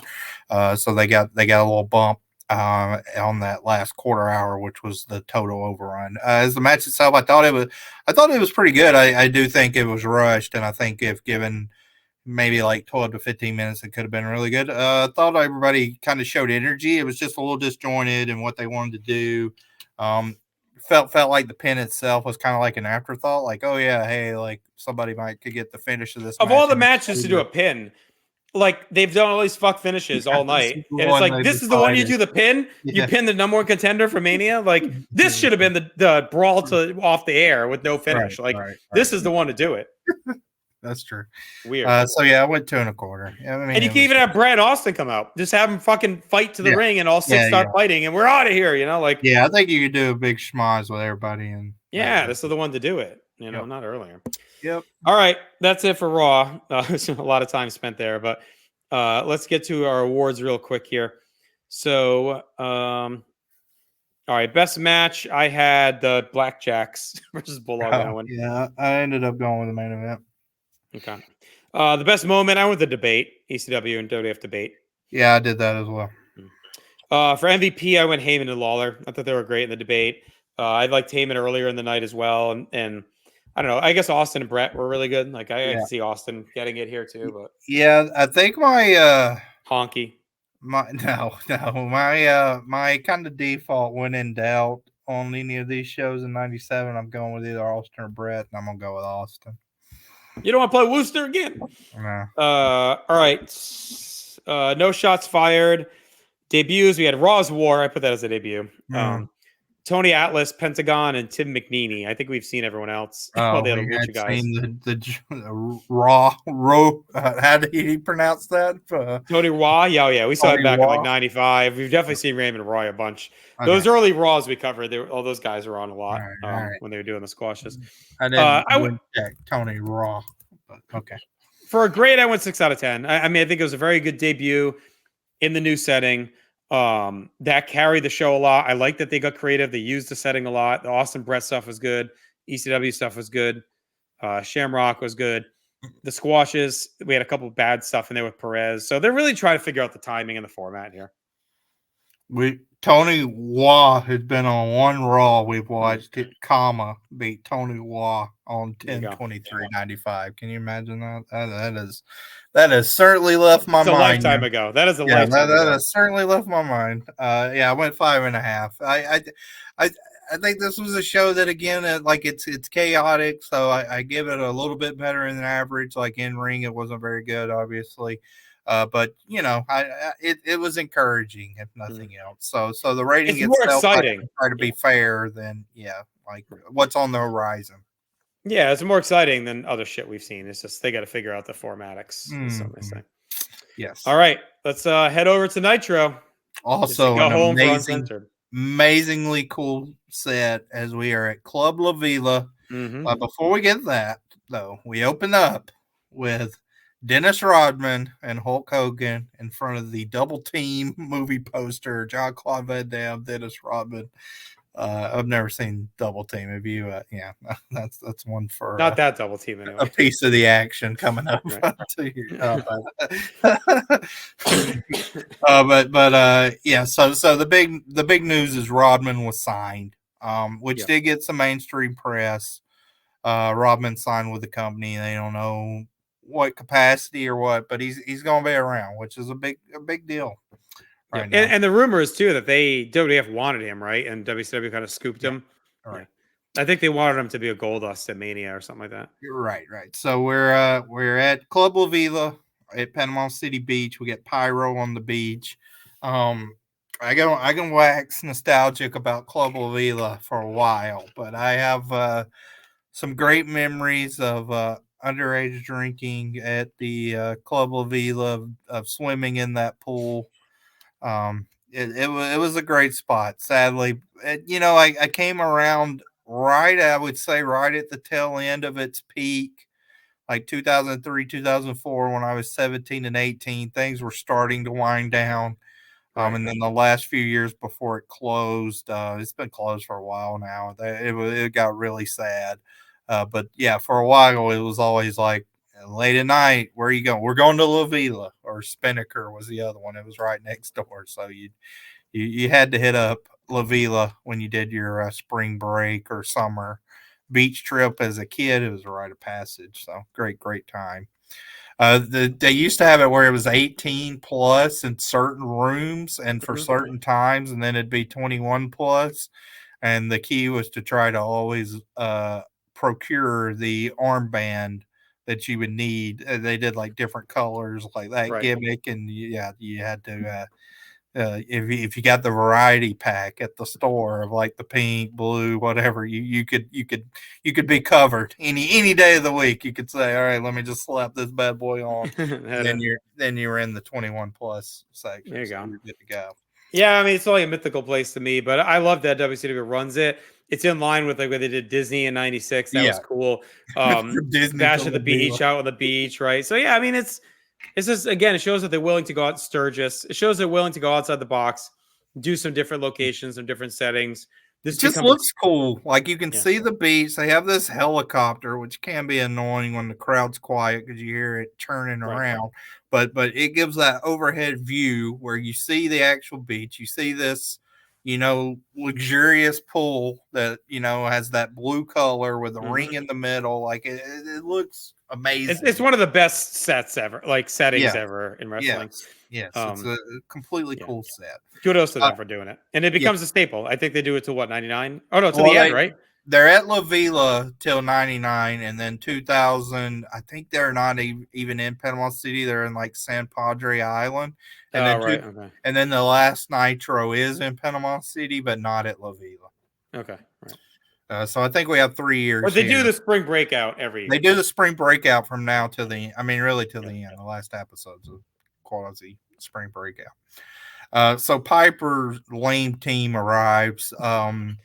I don't know when they all became Scottish, like Roddy, because they're all wearing like kilts and that's probably just like a team unity thing. Okay, Piper, they look like extras from Braveheart, so losers. We start out the same way we've started out the last few weeks with a Mongo Baby and Jeff Jarrett tag match. They're facing high voltage. Not high energy. They're facing Kitty Chaos and Robbie Reyes from High Voltage. So I, this was kind of your generic match. I do think with this match, now you laugh, but if Frankie would have came out there and float around, it would have been great setting. That'd have been great. Yeah. Who's Coco remind you of? Ha ha. That Axel, right? Yeah. But I did think you had more cohesiveness with Jarrett and Mongo in this match than you had seen. And they actually pick up the win. So in the last 2 weeks, we'd seen them kind of cost each other with the Halliburton and whatnot. One was on purpose. One was kind of ambiguous with Jarrett's return to favor. Here, they stay together. Chaos, I thought, had a couple good power moves in here. And overall, I thought this was actually a really solid start. I've liked these openings with the Mongo Jarrett tag team, watching them gel. So I went 2 1/4 here. I thought it was a pretty good match to start things out. Yeah, they're a sneaky little fun team. And High Voltage has been pretty steady as well when they've been out there. Tony says his talk of the sports world is Rodman. And he says he's joining the NWO, but Larry says it hasn't confirmed. The NWO hasn't confirmed the rumors yet, so we're waiting for official NWO confirmation. Tony's also very horny for the young ladies. Like he is, all about these ladies. Yeah, any crowd shots, he's like, "Well, hello." Yeah, he is. He is ready to rock. He knows that the Horsemen are 0-2 as a team, and that Mongo's got the mark on his eye from the Halliburton. Larry says High Voltage, if they had some management, they could be diamonds unroughed. Tony also says the Rodman is the lead story on the Wires and on TV. I love this idea of wires, wire stories. We find out Piper's team wins on Sunday. Yes. Piper gets a cage match with Hogan down the road. Such a random thing down the road. Yeah, and his team, his family are just kind of right. Whatever. They're pat on the back. They're lucky to even get this match. I thought this was a good little match. High Voltage, a game, obviously. Mongo and Jarrett, a good team. I went 2 1/4 as well. And the setting and the crowd adds to it. Yeah. The crowd's hot to start here. So then we get the big Piper interview. Piper comes out. He says Spring Break was how he got 6 kids. Uncensored. So he's uncensored. Yeah, it's the worst. Uncensored. Talks about how good the ladies look, and then like we were wanting to know when Roddy really goes off the reservation. It happens quick. We have arrived. Yeah, March 3rd was bad. This is bad. So he talks about like Howard Stern's knocking him, about giving some guys some break. Would Howard Stern really be ripping Piper? Nobody had any clue. Meltzer had no clue. He said that I guess Howard said something on his radio show, but it's not like any of this is archived. So you'd have to be listening live, and it's like, did word get back to Piper? I mean, is he just all right? Like I know it's all weird. Yeah, so this is weird. Maybe Steve Bennett may know. He's heard every Howard Stern, every minute Howard Stern. Howard Stern is hung like a pimple. Uncensored, of course. Uncensored! Larry does say, by the way, that Tentis Kilt is like wrestling under the big top, which made me laugh. There we go. Gene also says, when he says hung like a pimple, he says a wild field mouse. So. Uncensored! Uncensored. Piper brings up Rodman.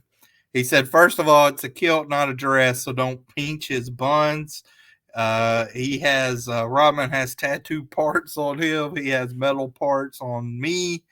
And he's sick of the critics, the WWF, and he named, we hadn't had a shots fired in a while. Roddy gives from WCW, Roddy goes full in on their commentary the week before, during the Davey Boy Owen match. So he says, the WWF, which does get some boos.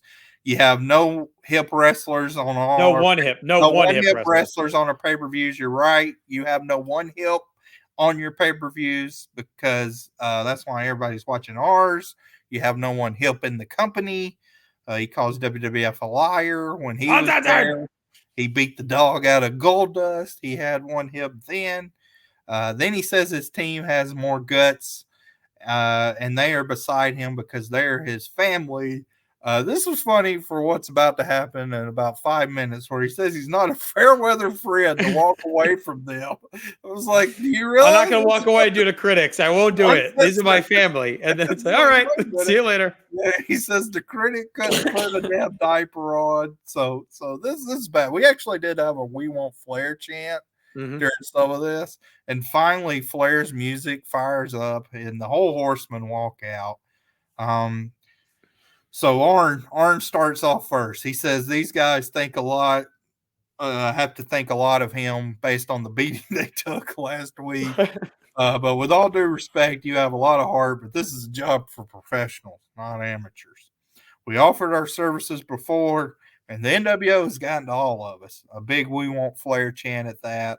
Arn tells us when a burglar breaks into your house, you don't squirt them with a water hose, you smash their head in. Arn says the Horsemen are there. They can help pull this thing off. And then Rick gets the microphone, hot ride. And you know, Flair was very excited to be at Spring Break in Panama City. He says, we're alive in Panama City, brother. When you take a look at the talent in this joint, it's you and me side by side, buddy. He came out here to tell him that he has broken the rule he lives by, never outmatch yourself. Hogan has stacked the deck with his whole gang. You can do no more on your own. The Enforcer is the baddest of them all. They got Rodman. We have an all-pro tackle to make Rodman into a basketball. And to Hogan, the stupid little man, pointing to himself, wants back in the game and to stand with Hot Rod. And he wants Roddy to take on the Horsemen. Roddy's kind of shaking his head. No. Flair starts strutting around, throws off his jacket. Roddy puts the jacket on, and basically Flair says, are you Horsemen or not? And then he says, it's not Roddy the icon, Hogan's the con man, which I thought was a pretty cool line.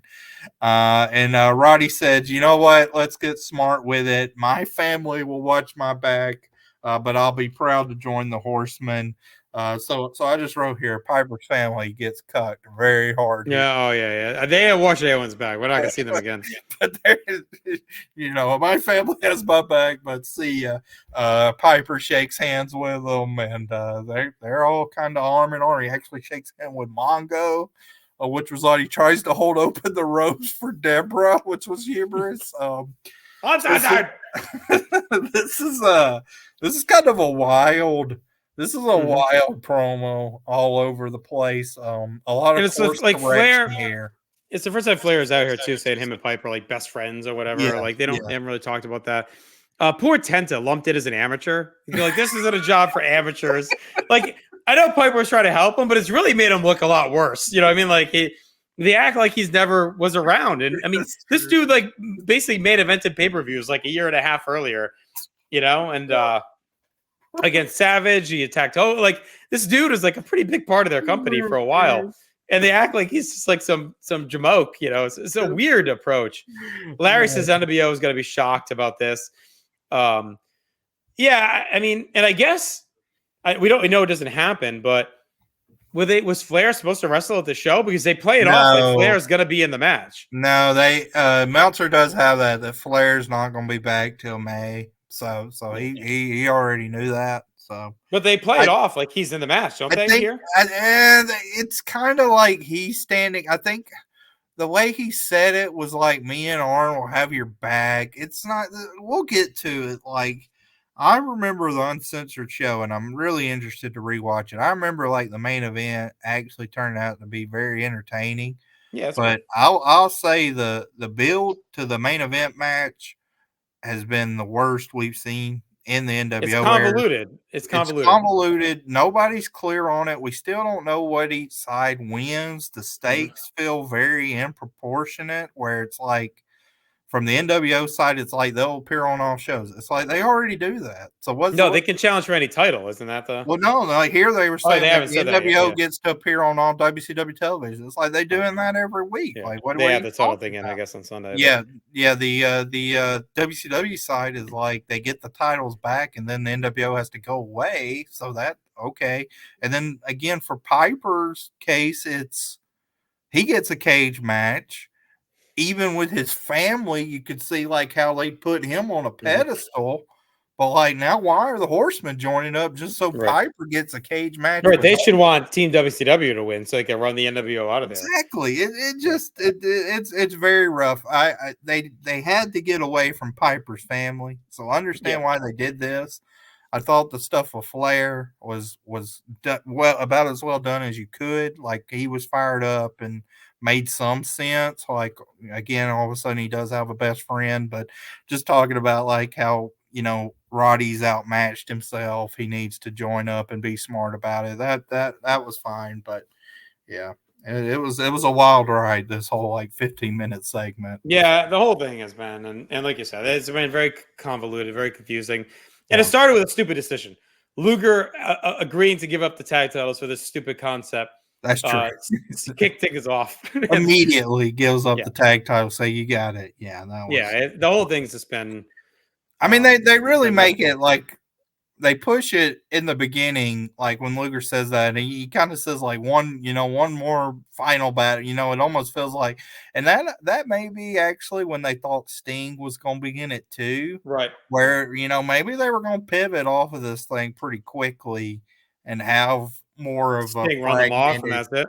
Yeah. Well, just like NWO would be doing their own thing. If they still were going to be doing NWO Nitro, Right. Yeah. So you they're could away have from them. hypothetically had, WCW side wins, NWO goes away, does their NWO Nitro thing. Then you have this Sting faction that's with, whatever, a lot more moving parts. So maybe, and now they've kind of backpedaled, but it's been sloppy. It's been way more sloppy, like we said. I don't know what it is with Uncensored. That like last year we had the whole nonsense with the Triple Cage of Doom with all the. I mean, that's crazy. That's only a year ago, by the way. Yeah. Like the Z Gangsta and Ultimate Solution and all that. Like that's only Pillman. Shark. Like that's only a year ago. Shark. That's only a year ago. Or Shark main evented at Amateur. But it's crazy. That's only that's a year in this time frame. Teaming with Arn, by the way. This was a job for professionals. Right. No amateurs. He's telling it to somebody he teamed with a year ago. But yeah, it's weird. But Uncensored is very nothing ever worked well. This is the worst.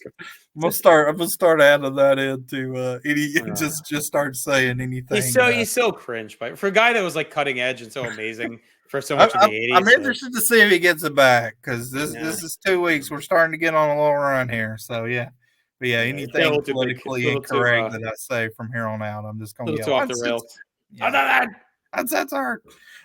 We come back. Big match here. Squire David Taylor versus Prince Iaukea. At least makes sense that David Taylor's gonna help out his boy Regal and kind of salting up Iaukea. We see some clips of Prince winning the title. Tony calls it the biggest shocker in 1997. Taylor has some pre-recorded comments that he snuck into getting the fall. Teach him a wrestling lesson tonight. They don't care about this match at all. So the NWO Hummer pulls up. We get the whole crew coming out. Hall says we're going in the back. I know the dishwasher. So there you go. And then we have the kind of the same thing that's happened before, where Big Bubba got laid out, where Norton and Buff are like, "Hey guys, whoa, come back!" And we see that Mr. Wall Street has been laid out. He's face down on the concrete. And they should have looked at him like, "Yeah, it's only Wall Street." Yeah, they didn't seem too concerned about it. Meanwhile, we go back to the ring. Taylor's working over Prince, but Prince kind of lays down on him with his weight as he's going for a slam and gets the immediate pin. Of course, no reaction from Prince Iaukea for the Spring Break faithful. Half a star. It was whatever. I mean, the match we actually saw was like maybe a minute. Yeah, it's garbage. 3/4 of a star. There we go. Prince sucks. He sucks. He needs to lose to Ray on Sunday. Like anything. I would have taken David Taylor winning the belt here. Yes, we'll see. Our next match is Jim Powers versus Eddie Guerrero. Dean Malenko's on commentary for us. Dean said it would be apropos for someone to give insight on what the true Eddie Guerrero is all about. Of course, Jim Powers has your boy Teddy Long out with him. This was a great moment for your ranting against Teddy with this finish here. So Dean, I thought was really good on commentary here, though. Basically, he lays everything out. He says Eddie is jealous of him. Two individuals have kind of rose up the cruiserweight division. One has come to the top, and the other, let's just say, has stayed afloat. Talks about Eddie's won the cruiserweight title 3 times. Dean says he'll go down as the greatest wrestler in the sport, and the other one just does a frog splash. So he's really he's pinpointing different things, but it's pretty good. Eddie's doing some kind of basic mat work, gets chopped down for Powers while this is going on. Dean talks about like when Eddie won the title with the kind of his back turned and whatnot. Eddie does have some Eddie chants from the crowd. Mm-hmm. Powers, another one of kind of our sneaky guys that looks pretty good when he's put in there from time to time. He gives a good belly to belly here. Then you have Larry Zbyszko, of course, agreeing with Dean Malenko, who says, "Yeah, I agree with your points as Powers is a suplex."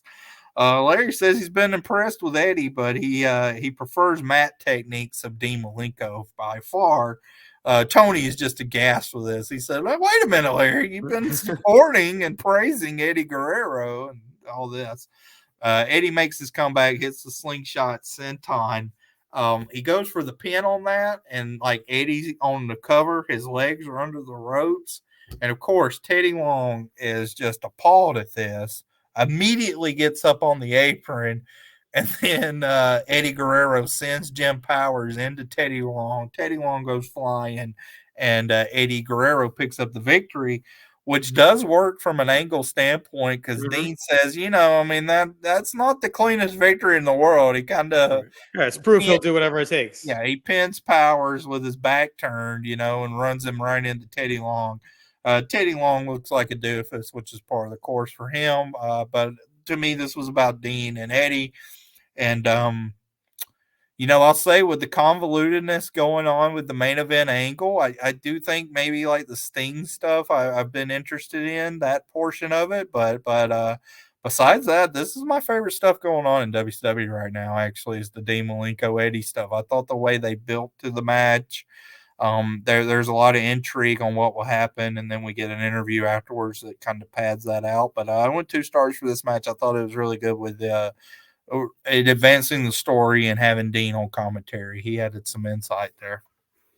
Yeah, I like Dean a lot on commentary. It's not something you always get out of him during this time. And him and Eddie's been an interesting little feud. I like his approach on it. It's nudging Eddie in a direction as well because he's starting to get a little frustrated with how he's being presented. Powers, we always like Powers, the Marty Sleeve special. And Larry prodding things along too. Felt a little Bobby-ish out there doing that. So this is fine with 2 1/4. Teddy's such a fucking stooge. I really can't stand him. He's definitely, him and Honky need to have a death match with both of them going away, uncensored. Gene interviews Eddie Guerrero. Eddie says that Dean's the one changing. He's sick and tired of everyone thinking he's changing. His friends, family, even you, Gene, you're thinking I'm changing too. Dean accuses him of a change in attitude. If anyone made a mistake, it was actually Dean Malenko, because he told Eddie his game plan and he will see him on Sunday. So good promo, I thought there. Yeah, I thought this was good as well. Pretty basic, like you said. And Eddie's definitely, it seems like we're finally kind of giving him a change, which I think he's needed for a bit. I think he's getting a little, ever since the DDP and the tournament and all that, it feels like he's a little I don't say lost, but definitely could use a change. Well, lost in the shovel. This is where I disagree with Meltzer, because he had kind of a comment of like, seems like they're going more with a heel edge Eddie angle because they don't think that type of baby face will get over, and it's like, well, I think it was due time for a change, so I'm fine with what they're doing. As we come back from break, Tony asks Larry how he's liking his spring break experience. Larry lets us know there's too many kids here and the golf courses are too crowded. So he's pissed off about that. As we go to our next match, Sergeant Craig Pitman, who we hadn't seen in a while, versus Dallas Page. Tony mentions a big announcement for Philly coming up. DDP chant from the crowd. Pitman kind of works over Page a bit. Pitman's offense is always very basic, very boring. Arm bars, headlocks, not much going on. Tony on commentary is talking about the main event match and Uncensored. He says he thinks the NWO has the most to lose. But he does give the NWO credit. Said, hey, they rebounded quickly after last week where kind of Bischoff got shown up with the Dennis Rodman story. So he gives them that. Clothesline from Pitman looks very stiff, but not executed well. It looked like it hurt. And then he gives a real clunky looking belly to belly suplex. So Pitman's kind of struggling in this match. DDP comes back with his comeback, hits a jawbreaker, and then does a running diamond cutter to kind of thankfully end it, wake up the crowd a little bit. They were sort of just waiting for the diamond cutter, and we get it. This is actually the 4-minute match that probably could have been 2 minutes. It probably could have been helped. I went 1.5 stars. It was fine. DDP was over the crowd when he needed to be, but Pitman looked pretty washed out there. Yeah, I mean, Page is so over that it carries it, but Pittman's definitely looking a bit lost. Thankfully, at least Teddy wasn't out here.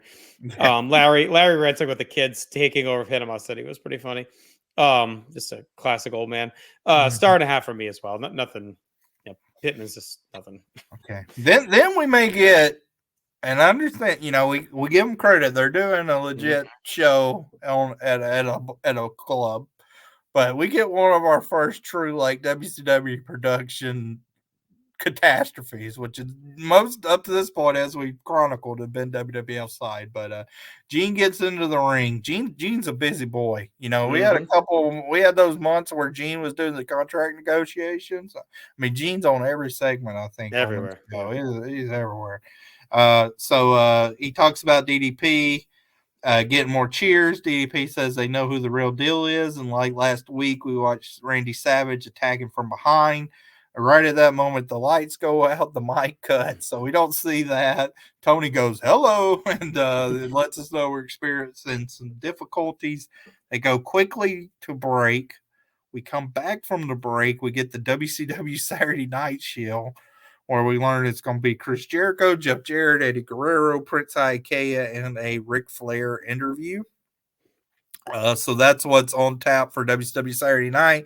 They still don't have this production stuff figured out, though, because they go to break again. And then finally, when they come back, we get the interview again. And basically all he says is that Savage will remember his name, because Savage keeps saying, I don't know that guy's name. So he says he'll remember his name as Dallas Page, but more as DDP, fill the bang. That's quick. They probably didn't want to waste any more time. They were already behind now, probably. So. I don't know if we necessarily needed to come back to Page saying all that, but Tony could have just said it. Page sent a note. Here's what he said. Yeah. But I mean, I would say too, just back to the Pitman thing and everyone else, like it feels like we're starting to get a little bit of dead wood for the first time in a while in WCW. Like it feels like we have some guys we could churn out of here that we don't need to keep seeing. Pitman's one of them. Wall Street, I know he's just fodder as a foot soldier for NWO, but whatever. Teddy. Yeah, Powers is fine, but like it feels like we're really starting to accumulate some bodies that could be purged out as we continue to build the roster. Yeah, I would definitely say the guys from like the late '95, anything pre NWO, they can go for sure. Next match is Galaxy versus Rey Mysterio. Larry lets us know in a fair match he thinks Diamond Dallas Page could beat Randy Savage, which Tony seemed shocked by. He was like, "Oh, really? All right." And then Larry says this line. He says, "If he can keep the rats away, he can win." To which Tony immediately wants him to clarify that he's talking about the NWO, right? Not the women. Yeah. I want you to clarify that with the wrestling vernacular that we have. So all of Savage's groupies aren't the ones that are helping him win the matches here. We get backstage insert promo from Ray saying this is where the big boys play. He's going to take the title from Prince Iaukea. Then he'll challenge Steven Regal. Basic there. Some chain wrestling here. Ray gives kind of a slide to Galaxy, almost goes into the water or the shark pit as Larry gets very excited that he almost flopped into it. Yes. Larry says he likes watching Rey Mysterio wrestle, and he doesn't like anybody. So high praise for the cruiserweights from Larry here. Galaxy walks the top rope and gets crotched. They talk about like how they're kind of on Larry calls it what a stupid floating platform or something. Way to put it over, Larry. Yes. Clothesline from Galaxy goes to the top, misses a moonsault, and then Ray hits the Rana and wins pretty quickly here. I went 2 stars. I would have started half. It was fine. I mean, they didn't really get a lot to work with. No. But the couple of minutes they had was fun. Yep. Hour 2 kicks off with some more pyro. We learn MTV will be here with Hall and Nash on the Fame or Shame. That's a pretty infamous, I'd say, appearance and segment we might can get to. I don't know if they ever show any of that on Nitro, but they got worked into a shoot, brother, on that one. So Tony, Tenay, and Bobby reset us here. Tenay talks about how the Horsemen were joining up with Piper. Bobby says now that Rodman's hanging out with Hogan, he's building his forces, but Piper beat him twice and he can do it again. So just kind of resetting us for the second hour here. Not as much hook as what you're going to see on the second hour as you usually get from a Nitro. Yeah. This felt pretty frantic. I do wonder. Were they kind of programming a little bit? Well, I think it's actually a little bit of a shoot with Bischoff in these Rodman negotiations that he was legitimately like stretched thin this week and was kind of all over. And so they were a little shaky on the format here. Gene introduces us to MTV VJ John Cincio, who has to be like the lowest totem pole. I didn't remember him. You know, I mean, me this is neither. no downtown Julie. He was doing the news updates on the overnights. Yeah, no Kurt Loder here even. So he brings out our Miss WCW Monday Nitro, who is Pamela Rogers. She walks out. That gets a whoa from Tony. We learn she studied in education and wants to be a basketball coach. Gene says the sash is too big. Well, good news for him. The sash breaks as she gets into the ring and the tiara falls off. Cincio plugs Hall and Nash being on the Fame or Shame. March 21st to the 23rd. Right. This is kind of the problem, though, right? Like, they're NWO. So you have Gene introducing this VJ who's talking about the NWO guys being on their show. Right. Like, why is Gene like pumping this up and saying, "Oh yeah"? Yeah, this should have thrown it to Cincio in the back or whatever, or he goes off script. He could have a one-off NWO shirt, like he's sitting on the couch with Nick Patrick and a couple of guys, and they're saying, "Yeah, check us out" or whatever. Like, they want to miss WCW out there. Well, she went to Tennessee Tech as well. They call out. There we go. Gene's pervin. I mean, then it starts off weird because Cincio comes out and Gene says, "Take your shirt off and bare it all." I don't know if he was talking to a woman in the crowd or to Cincio. It wasn't clear. And then she comes out. Yeah, Gene's perving over her. Oh, yeah. She looks fucking terrified as she gets in the ring. She's definitely like afraid to fall. So March 21st, 23rd. I mean, they said like they were hounding the beach. This was definitely someone they found and Come put a sash on, put a dress on. Gene says he'll be with Cincio next week, and then he gets a mark pic with him. He's like, "Let's take a picture." And Tony says he's marking out that Gene put his glasses on for the picture. Bobby says they fogged up, I guess, from how good looking Miss Rogers was. So this was. I mean, she looked better than the Miss NWO. So I mean, it wasn't as bad as that catastrophe, but not great. A big 8-man here. We have the amazing French. I mean, what a team! Amazing French Canadians, Greg Valentine, and Roadblock. Versus, what a team! Versus the Steiners, Luger, and Giant. It was almost like it was the lethal lottery here for these guys to come together. Luger power slams Valentine. Immediately, Rick clotheslined him down. Ouellette on the apron gets a cheap shot in. They work over Rick for a bit. Pretty quickly, in like a minute, he gets a hot tag to Scott Steiner. Takes over, gives Roadblock a huge suplex, which gets a huge pop from the crowd. They go wild for that. And then Giant comes in and delivers a very nasty chokeslam too. So this is basically just pumping up Team WCW. I didn't have a problem, I guess, them winning this match. French Canadians actually have gotten a little bit of a push, so it did seem a little odd them in this match. They brought us needed bodies, but they don't really. They counted us. Whatever. I mean, I ended up going 2 stars because I thought like the T-bone and the stuff like that. This got the crowd back. The crowd with the power outage and the Miss NWO or Miss Monday Nitro thing were a little out of it. So I thought this helped getting them back. It's the old Ronnie Garvin team with Pez Watley thing. The French Canadians are just kind of out there. But I went 2 stars as well. I thought it was a fun squash. I think this Team WCW, this foursome, is like the best part of this match. This whole angle is like the best thing to come out of it because they're all super over and really fun in this squash setting. We get a lot of talk about the rules in here. Yes. So they do say the NWO is banned for 36 months. So that's 3 years, right? Yeah. Think of where WCW is at in 3 years. Like if they would have held up this tip. Like March of 2000 is very different than March of 97, right? Well, they're not going to. That's what I'm saying. It made no sense. Like it's such a stupid stipulation that I get what you're saying that they could have done NWO Nitro, but that amount of time makes it so unrealistic. A year would have been good. To 6 months, a year, whatever. They're on a year contract. Yeah. Think of 3 years before this with Spring Stampede 94. Like Hogan wasn't even in the company. Right. It was Steamboat and Flair. I mean, it's like 3 years is such an unrealistic time frame in the world of wrestling, especially at this time. To do it's such a stupid step. This whole match is stupid, but I really like Team WCW. They look awesome, and I love Valentine out there. The whole thing is fucking absurd. All right, so then we get the big promo with these guys.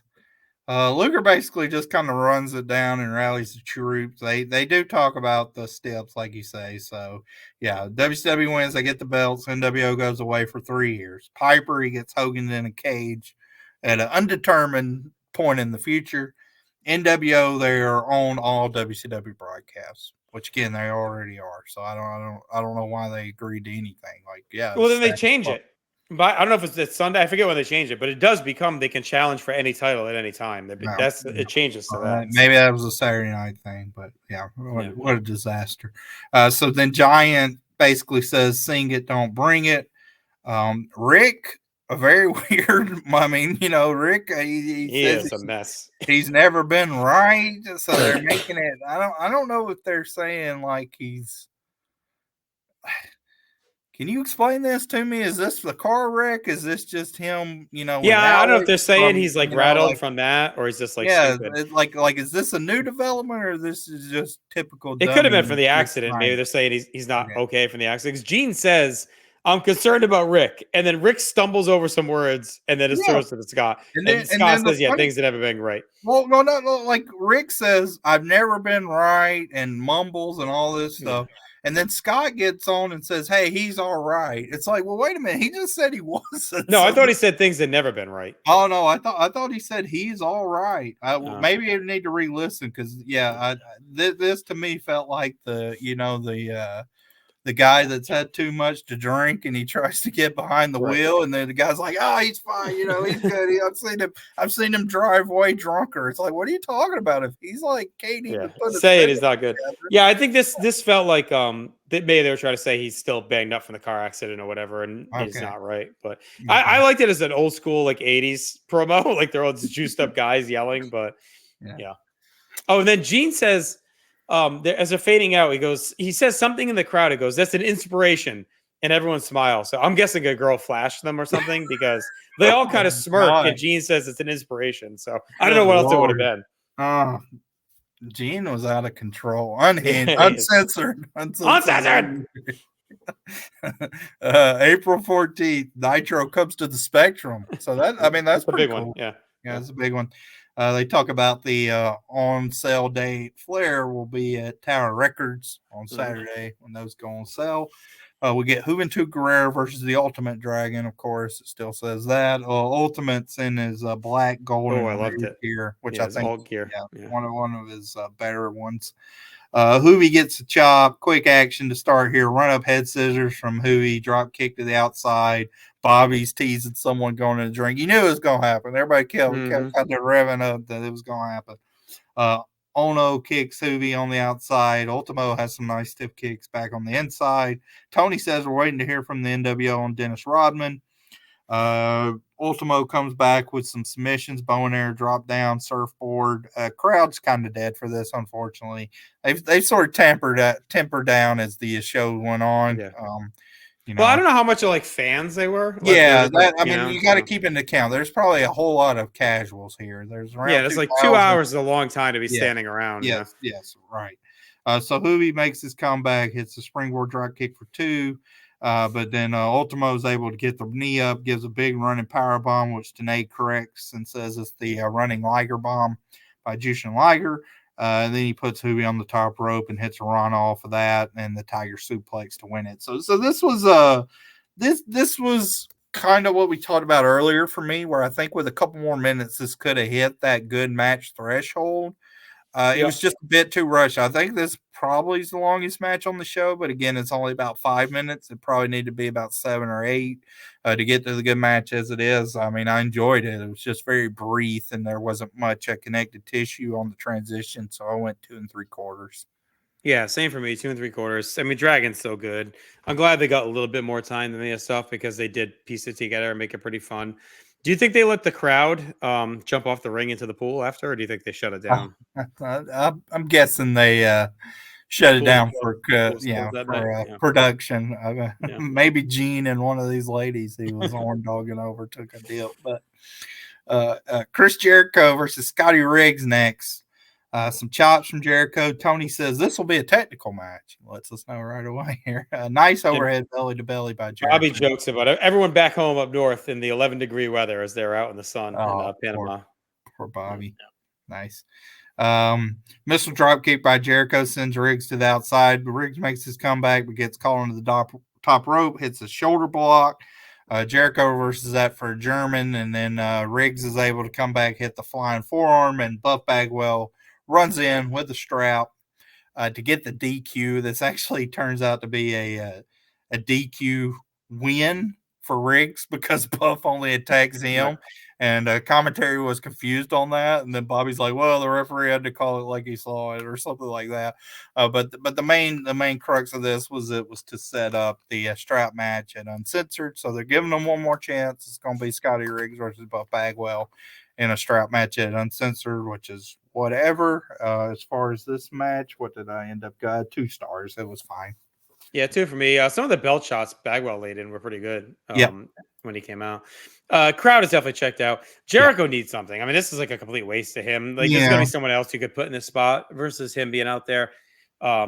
We get some talk about on past uncensored memories and moments, which I thought was kind of interesting. Like, I guess just talking about how the show could be kind of crazy. Tony also says Bischoff hired a legal firm from New York to represent him in his litigation with WCW. Should have said Jerry McDivitt. Funny. Or like I feel like John McDivitt or something like that. Yeah, you're right. True. Yeah, 2 stars for me. Yeah. A big Medusa. She's back with an interview with Gene. Gene says that he was involved in a bikini contest and a wet t-shirt contest. He is so horny. Bro, so gross. He is so horny. Even Medusa gives him a little like, oh, okay, you're going there. Medusa says she's sick and tired of these women coming into WCW saying they're the number 1 contender. A few years ago, she was the first lady at WCW, and now she's the first contender for the women's championship belt. She will fight Akira Okuda, which she kind of butchers her name. She says Hokuto Akita is what she said. Yes, so there you go. That's who she's fighting, if you can figure that out. Then she calls out Luna Vachon and asks where her big butt isn't there tonight. So I don't know if we even see Luna again. We'll have to say. I thought they fought at like Spring Stampede. Maybe. Maybe she's around. Okay. Hokuto Akita. We'll have to see if Luna makes it back up. But at least for 2 weeks, they're giving some crumbs to the women's division here. Yeah. That's right. Yeah, I mean, because the main thing we'll get to, like with Jacqueline, like she's completed. No, she's not involved in that at all. The Observer mentions this is the week Disco Inferno gets fired from WCW. Oh, for refusing to job the job to her. Yeah. Yeah, because I mean the rumors, right? We'll talk about it, but the rumors going into Revenge of the Taker.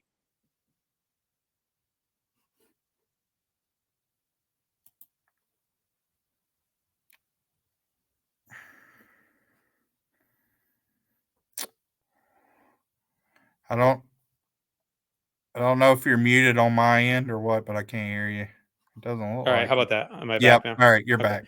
Okay. The rumors at the time were definitely that he was going to be Honky's protege. At Revenge of the Taker, that he was going to debut there. So yeah, he gets fired for refusing a job to Jackie. So everyone just assumes, okay, he fits the profile to be Honky's guy. Like I think it would have been pretty good. He doesn't show up there, and then he ends up capitulating and comes back later in the year. But but yeah, the women, they actually, I think this division, like this reboot, lasts for a little bit. I think it's at least until the summer that they give it a go. So because I know her and Hokuto Akita fight at is it bad? One of them they do like they may actually fight at Spring Stampede. I think they fight. It's later. It's like at the Bash or Road Wild maybe or something. Like they fight because when did they do the thing with the bike? Was that last year Medusa with the bike or no? She wasn't on last year, was she? Yeah. Okay, so maybe I think they might fight it. It's like Bash of the Beach or Great American Bash, I think, and then I think Medusa has to leave or something. Well, I mean, we'll get there, but whatever. So anyway, the women's stuff goes on for a little bit, not for too long, but for a little bit. They do fight at the Great American Bash. Okay, I think they also fight at Spring Stampede too. Okay, yeah, they have a couple. Hokuto Akita. Yeah. Stagger Lee. He's here. He's in Savannah. It's great. He's hyping next week's Nitro. It's the second largest St. Patty's Day parade and party. So that'll be a big deal. He's now headed to a party in Charleston, which is the home of Uncensored. He says the Citadel has a controversy because the mess hall serves weasel on a shingle. Bobby's speechless, but Tony and today love that joke. They crack it up. Yeah, Must be a Southern thing. It didn't really resonate with me. It wasn't one of the better ones. But he said it to Charleston. A roving, moving Nitro party, of course. There you go. Our last match of the night, what ends up being Kevin Sullivan versus Hot Barty Anderson. Randy Anderson's refereeing, so he's back. He's back with us here. Mm-hmm. This is just a brawl. I really didn't know how to rate this because I think this is pretty infamous. But yeah, okay. I mean, I'll just say, they basically fight for a while. They go to the beach. Jackie slams them on the outside. And then, of course, Hard Body takes a big spot into the pool, which is kind of an infamous. Yeah, he needed the payoff. Infamous spot, which works. I went 3/4 of a star. It was entertaining, but it is. I went 2.5, baby. I thought this is great. Okay. I really liked it. It's a great squash. I mean, Sullivan just beats the piss out of him. Yeah. Jackie is kicking the shit out. Bobby's marking out. He loves it. Yeah. Tony's fucking up the names. He can't keep up. Sullivan drags Harrison through the bar deck. Yeah, hits him with a sign into the sand, and then they throw him in the pool. Sullivan's been reborn. His squashes are spectacles. Jackie has re-energized him completely, and they've been tremendous. I was done with him, and now I'm all in. I don't want him to go anywhere. I love these weekly spectacles. Sullivan's underrated, all-time squash guy. In the Techwood era, he's also, and even in the old Georgia Championship Wrestling stuff. I mean, great squashes. Yeah, I mean, he's fantastic. He's been fantastic, and him, Jackie, and Jimmy is such a weird little package. Yep. So we get a big interview with them. Gene, of course, comes back out to interview them. He calls Jimmy Hart an accomplice. Jimmy lets us know he feels the safest Fort Knox with them around. Too legit to quit. Yes. She says Jacqueline's armed and dangerous, and her and Kevin are too legit to quit, so they're still trying that. Jackie says there's a whole lot of women in WCW window dressing, but she's the real deal. She can beat any man except, of course, Kevin. Kevin says, he has a comment with Roddy Piper. He says that Roddy Piper is the smartest man he's ever met because he was going into a battle unprepared. The Four Horsemen reached out to him and bonded. Sullivan felt good because without Ric Flair, there was no head there, and there's just been a lot of excuses. This is kind of this is a lot of gaslighting here where he says the Horsemen had been destroyed by the dungeon. I missed that part. But now they have something to focus on, and he doesn't want any more excuses. He tells Roddy Piper one more time, Sunday night, no excuses. So we get a message. I guess else he's trying to say that because he has dragged Benoit into this war. The Horsemen have argued and split because it was going that way for a bit with Woman and Deborah and all that. I think that's what he's maybe saying. Basically, is that because he's done this with Benoit and Woman, the Horsemen aren't the same. It just felt weird when we never see Conan and Hugh Morris with him. It's where's your dungeon, guys? But all right. And like you said, Tony did mention that was Anderson's first match as a ref since the suspension, so that was his return. There we go. Then we get the big NWO promo. So again, like we talked about, this is, I think, 3 weeks in a row where we've seen them showing up, and then they've waited to hour number 2 for the big kind of walk out here. So the whole crew's out. Hogan, Macho Man, Elizabeth, Ted, Bischoff, Norton, Vince, Nash, Hall, Six, Buff, and then Sting's kind of bringing up the rear there, gets into the ring. You got to imagine what an easy day of work for these guys. Party. They probably partied all day. Probably. I mean, Hall and Nash, can you imagine that? I'm sure they were way gone. I mean, Eric even says it right here. It says, everywhere we've been partying, the rumors are true. Is Dennis Rodman the newest member? Hogan lets us know. Mr. Bischoff, last night in New York City, you and I with Rodman did a little NWO initiation, and our afterburners are still smoking. He throws to the footage that documents the newest member of the NWO, who keeps calling Hot Rod, which I love Hot that. Rod, Dirty I Dennis love Rodman, that they keep calling Rodman the Hot dirty Rod. dog. I love when they insult Piper. It's the best. They shield that March 16th at Uncensored, Rodman will be there. He says, Howard Stern, step outside. Then Rodman comes. So a lot of Howard Stern shaming here. Rodman comes into focus. Well, Rodman and Stern, didn't they have something going on? Wasn't there Maybe. I don't know. because Rodman wore the dress? Didn't Stern say something? There was Okay. something like that. I thought. All right. I might be misremembering. I might be mixing things up, but Rodman comes into frame. Then he says NWO is the new team of the future. He says this put the whole new twist on Uncensored because the most uncensored man, Dennis Rodman, will be with him. So we get the video basically like Rodman is NWO. So this is it's a video they're coming to, but it looks like, you know, by all intents and purposes, Rodman is NWO. He's hanging out with Hogan and whatnot there. He says, what will Piper's pets and the rest of WCW do? Eric lets us know. Great. That made me laugh. Piper's pets. Yeah. Eric says Stinger joined the NWO. We forgot to give him his colors. So he wants to fully initiate Stinger into the NWO. So Hogan busts out an NWO shirt. Sting doesn't put it on. And in a pretty funny moment, Hogan's like holding it up over him, like you'd size up your kid or something in a department store to see if something fits. It was just funny. Boos start ringing down. Bobby, even on commentary, says, "Did you ever think we'd hear Sting get booed?" Eric says, "Now Stinger's got his colors." He throws to Nash and Hall on the Steiners. Nash says he's got 3 letters for the Steiners: LDW, pick up, lost, damage, waiver, bruh. So there you go. Then Hall this was a pretty good Hall stuff. Yo Steiners, here's the outsiders. Me and 6, we know you're good. Big problem. We're better. Which is just a funny line. He says, we've already beat Giant and Luger at Super Brawl. If you want more of us, don't sing it, bring it. Which I think may be the first time we've heard that. I think so. Okay, so there we go. That's another big one. Eric moves on to Savage, brings him in. He says there's a guy with ugly tattoos and gray hair. Who is that guy?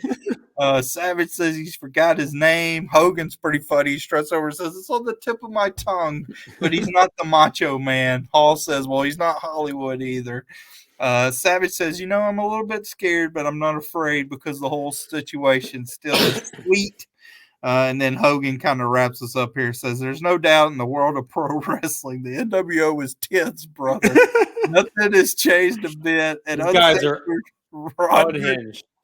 And Rodman and all the brothers of the NWO, it is sweet. Tanay calls this more sickening by the week. So, yeah, the NWO is tits, brother. In the 80s, did you ever think you heard Hogan say something's tits? That's pretty funny. I forgot he said that. That's a funny line. It felt like a Hall line more than like a Hogan line. Nash was fucking hammered, by the way. Oh, like, he was LTW Bros. It's like, all right, easy. Yeah, he's clearly pretty banged up from partying at Club Lavella. A pretty classic NWO segment. It doesn't do much besides. I like that they confirmed that Rodman's going to be at Uncensored. You might as well hype that up. Yes. As a draw. So I think that was a good call for them to pre-announce it.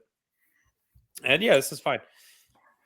Now we get one of, I don't know if somebody went short or what. I mean, we had the technical gaff, so I think they were trying. This was what they wanted to be the last segment, but this is one of the they say it's supposed to be a match. Well, I don't know if it was, but they say Tony says this is supposed to be our main event. Right. This was supposed to be our main event. More pyro goes off randomly. Then Gene interviews Public Enemy. They gave Grunge the microphone, which he looked like he'd been partying because he just starts like throwing grenades at everybody. He says, who in the hell do the Horsemen think they are? Gene explains it, and Grunge is like, well, the Horsemen are nothing more than a bunch of show ponies. It's like, you just got to explain to what happened. He says Nature Boy keeps having these epileptic fits. Mongo Michael still thinks he's playing NFL football. At this point, Gene physically tries to go to Rocco Rock, and Johnny's like, I'm not done yet. And then he says, Double A, the enforcer, isn't what he used to be. And the coattail riding Jeff Jarrett has wanted to be a horseman all his life, but he's never going to be horseman material. So he just went pretty scorched earth on everybody, including Flair and Arn and people he's never going to interact with. I know he wasn't the most endearing person backstage. This probably didn't help his case here. So then Rock gets on the mic, and he basically just freestyles for a bit, where we got the, we want to rock the party, blah, blah, blah, rocking the microphone. We want to rock in the microphone. This is like, what the fuck? Out of nowhere, Harlem Heat attacks them. They beat on them in the entranceway for about 30 seconds. Tony yells, we're out of time. And there they go. They clearly fucked up the timing somewhere. Like, what is this? So they were either short or long. I don't know if it was long and they couldn't have the match. And I believe it could have been a match, because every match has been 2 minutes. So I could believe that they went 2 minutes or 3 minutes long here or there, and this was supposed to be the last match of the night. Maybe. I think they had to have them come out, though, because they needed to explain why we're not going to get Public Enemy Horsemen now at Uncensored. That Jarrett and Mongo are now in the main event, so that match gets altered. So I guess that's probably why they did it too. But yeah, the whole thing's weird. God, what an undersell from Meltzer in his report. He just says show went off the air with Public Enemy brawling with heat. That was it was nothing, but it was like, good Lord, Grunge is shooting on everybody. What is happening here? So he does have it in here. He has it in his notes. Public Enemy signed a new 2-year contract. So there you go. I guess they felt like they could say whatever. Open it up a little bit. Yes. That timing seems right, because I think it's around when they they come back. And then in April is when they're in the WWF. Right. So I mean, this was a weird finish across the board to close the Public Enemy, the Pyro. They definitely seemed like they were just thrown off. Doing everything. The Stern and Rodman stuff, I don't know. Rodman was on a few times. Yes. There's not a ton else going on here. He went on a date with Robin at one point in '96. Okay. And then him and Hogan would go on there to announce the match later in the year. Yeah. Okay. But I don't see anything around this time that would have spoke to why they would mention it. Okay. So, if anybody knows, let us know. But yeah. But it seems like at the very least he had a history with Stern. Okay. I don't see anything with Piper and Stern either. I don't know. Piper. Yeah, it's all fucking weird. Oh, here we go. Hollywood Hogan and Dennis Rodman on Howard Stern, March 10th, 1997. I should have looked this up. Okay, so they were on then. Yeah, it looks like they were on. I mean, that's this day. I don't think they would have been on the day of this show. They could have been. I mean, that's a heck of a. So they were on this in the morning. Then He said they were in New York. Right? Yeah, so he said they were in New York. Okay. Shot down there at night. Wow, that's a road wall. Yeah, that's. I mean, they might have been partying. That might have been real. That might have been. They were pretty truthful. They might have been partying with Rodman. They signed him they got him to sign. They went on Stern the next day to announce it, and then they flew down for Nitro. Oh my God. All right. Well, I'll have to. I'll. It's 21 minutes. So all right. So they must have shit on Piper on that show then. Yeah. I'll scrub it and see what's going. But yeah, it seems like now it's more Angle. What Piper said about Stern, right. He may have said oh yeah, you can handle, whatever. But I'll see what I can find, and we'll they have must that have been crapping on Piper's pets. Stern. Yes. All right, let's get to Piper getting insulted. So funny, but it's always humorous. All right, let's get to the awards. Match of the night by grade. I had the was it Juvy and Ultimate Dragon, Ultimate, but I went with Sullivan and Hardbody because it was my favorite match of the night. There we go. Yeah, I'm going with Juvy and Ultimo. Okay. Best moment, I went with the Horsemen and Piper joining forces. This is where I went Hardbody Harrison going into the drink. I just think like when you think of Spring Break Nitro, you think of the pool and the aesthetic and somebody diving in. So there you go. I didn't really have a good MVP. No, I just put NWO for this one. I don't know. Okay. This segment, the Rodman was the biggest story of the night. Yeah, this is sort of like my WWF stuff. I'm defaulting to Hogan. I thought he was good with his promo. He kind of, and at least one thing I liked about this Hogan promo was he kind of played ball with the other stuff that was going on too. Like he helped out on the Savage and Page stuff. So I thought he was good. I mean, he could have went. I think Luger, Giant, and Steiners could have been it too. Like they were good in their promo. Or the Horsemen. Like that was a pretty good promo. Yeah. All right, debuts. We had Rodman and Club La Vila, sort of location. Road Report was in Savannah. Shots fired as Piper, obviously calling out the WWF. And I ended up giving this the same grade as Raw. I went 6 out of 10. Great location. They weren't squashes, but they may as well have been. They're all 2 or 3 minutes. A couple big angles played out. They're very similar shows this week. Like they're angle based, not a lot of in ring, different location to soak in and add to the atmosphere. I think Raw, if I had to pick one, I think I enjoyed Raw a little bit more just because they were a little bit more focused. I thought heading to Mania than WCW was uncensored, the confusion around the main event. But grade wise, I had them the same. Same for me. I'm 5.5 on these two. It's I actually thought I would like this one more than I did. Mm-hmm. I just think the aesthetic's so cool. I don't want to ding it, but this was one of those shows that I was thinking, like, I mean, if this was in Cedar Rapids, Iowa, or whatever, like No Name Arena, this has probably been one of my least favorite Nitros in a while. I thought it was way more, even like last week's had the all-time bad segment. Nothing here was as bad as that Piper stuff, but I thought just from like a scatterbrained booking and cohesion, this was shaky. So. Yeah, it's a shaky finish going into uncensored. But, they had to rush and rebuild it quickly. So not the best go home, but I think it's enough there, at least as intrigue to order it, right? You got the main event. Rodman's a big piece. Rodman. Yeah. Even as convoluted as the main event is, too, like the star power is huge. Yeah. Well, you got the Horseman team with Piper. That's a good sell. You got Team WCW has been booked well. Yep. You got Rodman. You got the Sting factor. Savage's first match in the NWO, like in a big match. So, I mean, I think they'll be fine. It just wasn't the best go home. Right. All right, combo awards. So best show. I mean, I would go Raw. I do think Raw was a little bit better than Nitro. So it's 2 in a row for them. Best match. I don't know. It's kind of all over the place. Like I had Blackjacks, Owen, and Bulldog. I personally liked Hardbody and Sullivan the most of the night, but I could be fine with Juvy and Dragon too. Yeah, I think Juvy and Dragon's probably gonna win, but I think that plays into the show too. Neither show had really good wrestling. So, all right, best moment. Again, I could go with either. I could go with Brett and Shamrock. I could go with ECW. I could go with Flair and Piper. Like they all kind of worked for me. What about Hardbody flying into the pool here? So we have a Nitro Spring Break. Yeah, that's fine by me. Okay. It's all right, like these are kind of like special episodes. They were just like, again, built on the atmosphere. I thought the Raw commentary was better, honky aside, but I just thought it was a little bit more focused. I like King and Heyman. You get that factored in.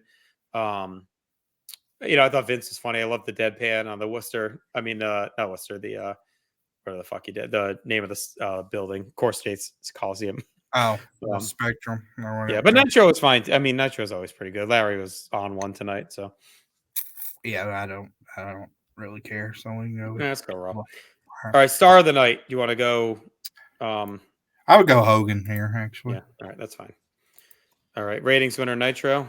Yep, pretty decent Raw. Well, Raw's been up and down. Like Raw was bad last week, This week it's back up to 2.3, which is where it's been. Nitro ticked up a little bit too. It was 3.4 last week, 3.5, so about the same. They're actually gaining, steadily a little bit, ticking up a little bit. So still definitely a healthy win for Nitro. All right, long one tonight. Thanks for sticking it with us here. We had a lot to cover. It was 2 big important shows, and we're still balancing Raw being 2 hours, so we'll kind of work through that. We'll be back in 2 weeks. We'll have the go home to WrestleMania, so we'll back in the War Zone. We'll see how they do. Oh no, we got 2 more to Mania. Uncensored. Oh, that's right. 2 weeks we got Uncensored. That's right, and then Uncensored. Uncensored. A month from today, we got the go home to Mania and the fallout from Uncensored. But yes, 2 weeks from right now, we'll be with you for WCW Uncensored 1997. Interested to see how that holds up as a show. We've generally liked most WCW pay-per-views. Yeah. The last couple, though, have been a little shaky. It was sold out in Super Raw. So we'll see how Uncensored holds up. And like I said, a month from today, we'll be on the final steps to Mania. So a lot going on. Stick with us. Subscribe, North-South Connection on YouTube and audio. Subscribe on social media. Catch us on the countdown for every WrestleMania match ever. Until then, smell the napalm. We're out. We're out. Goodbye.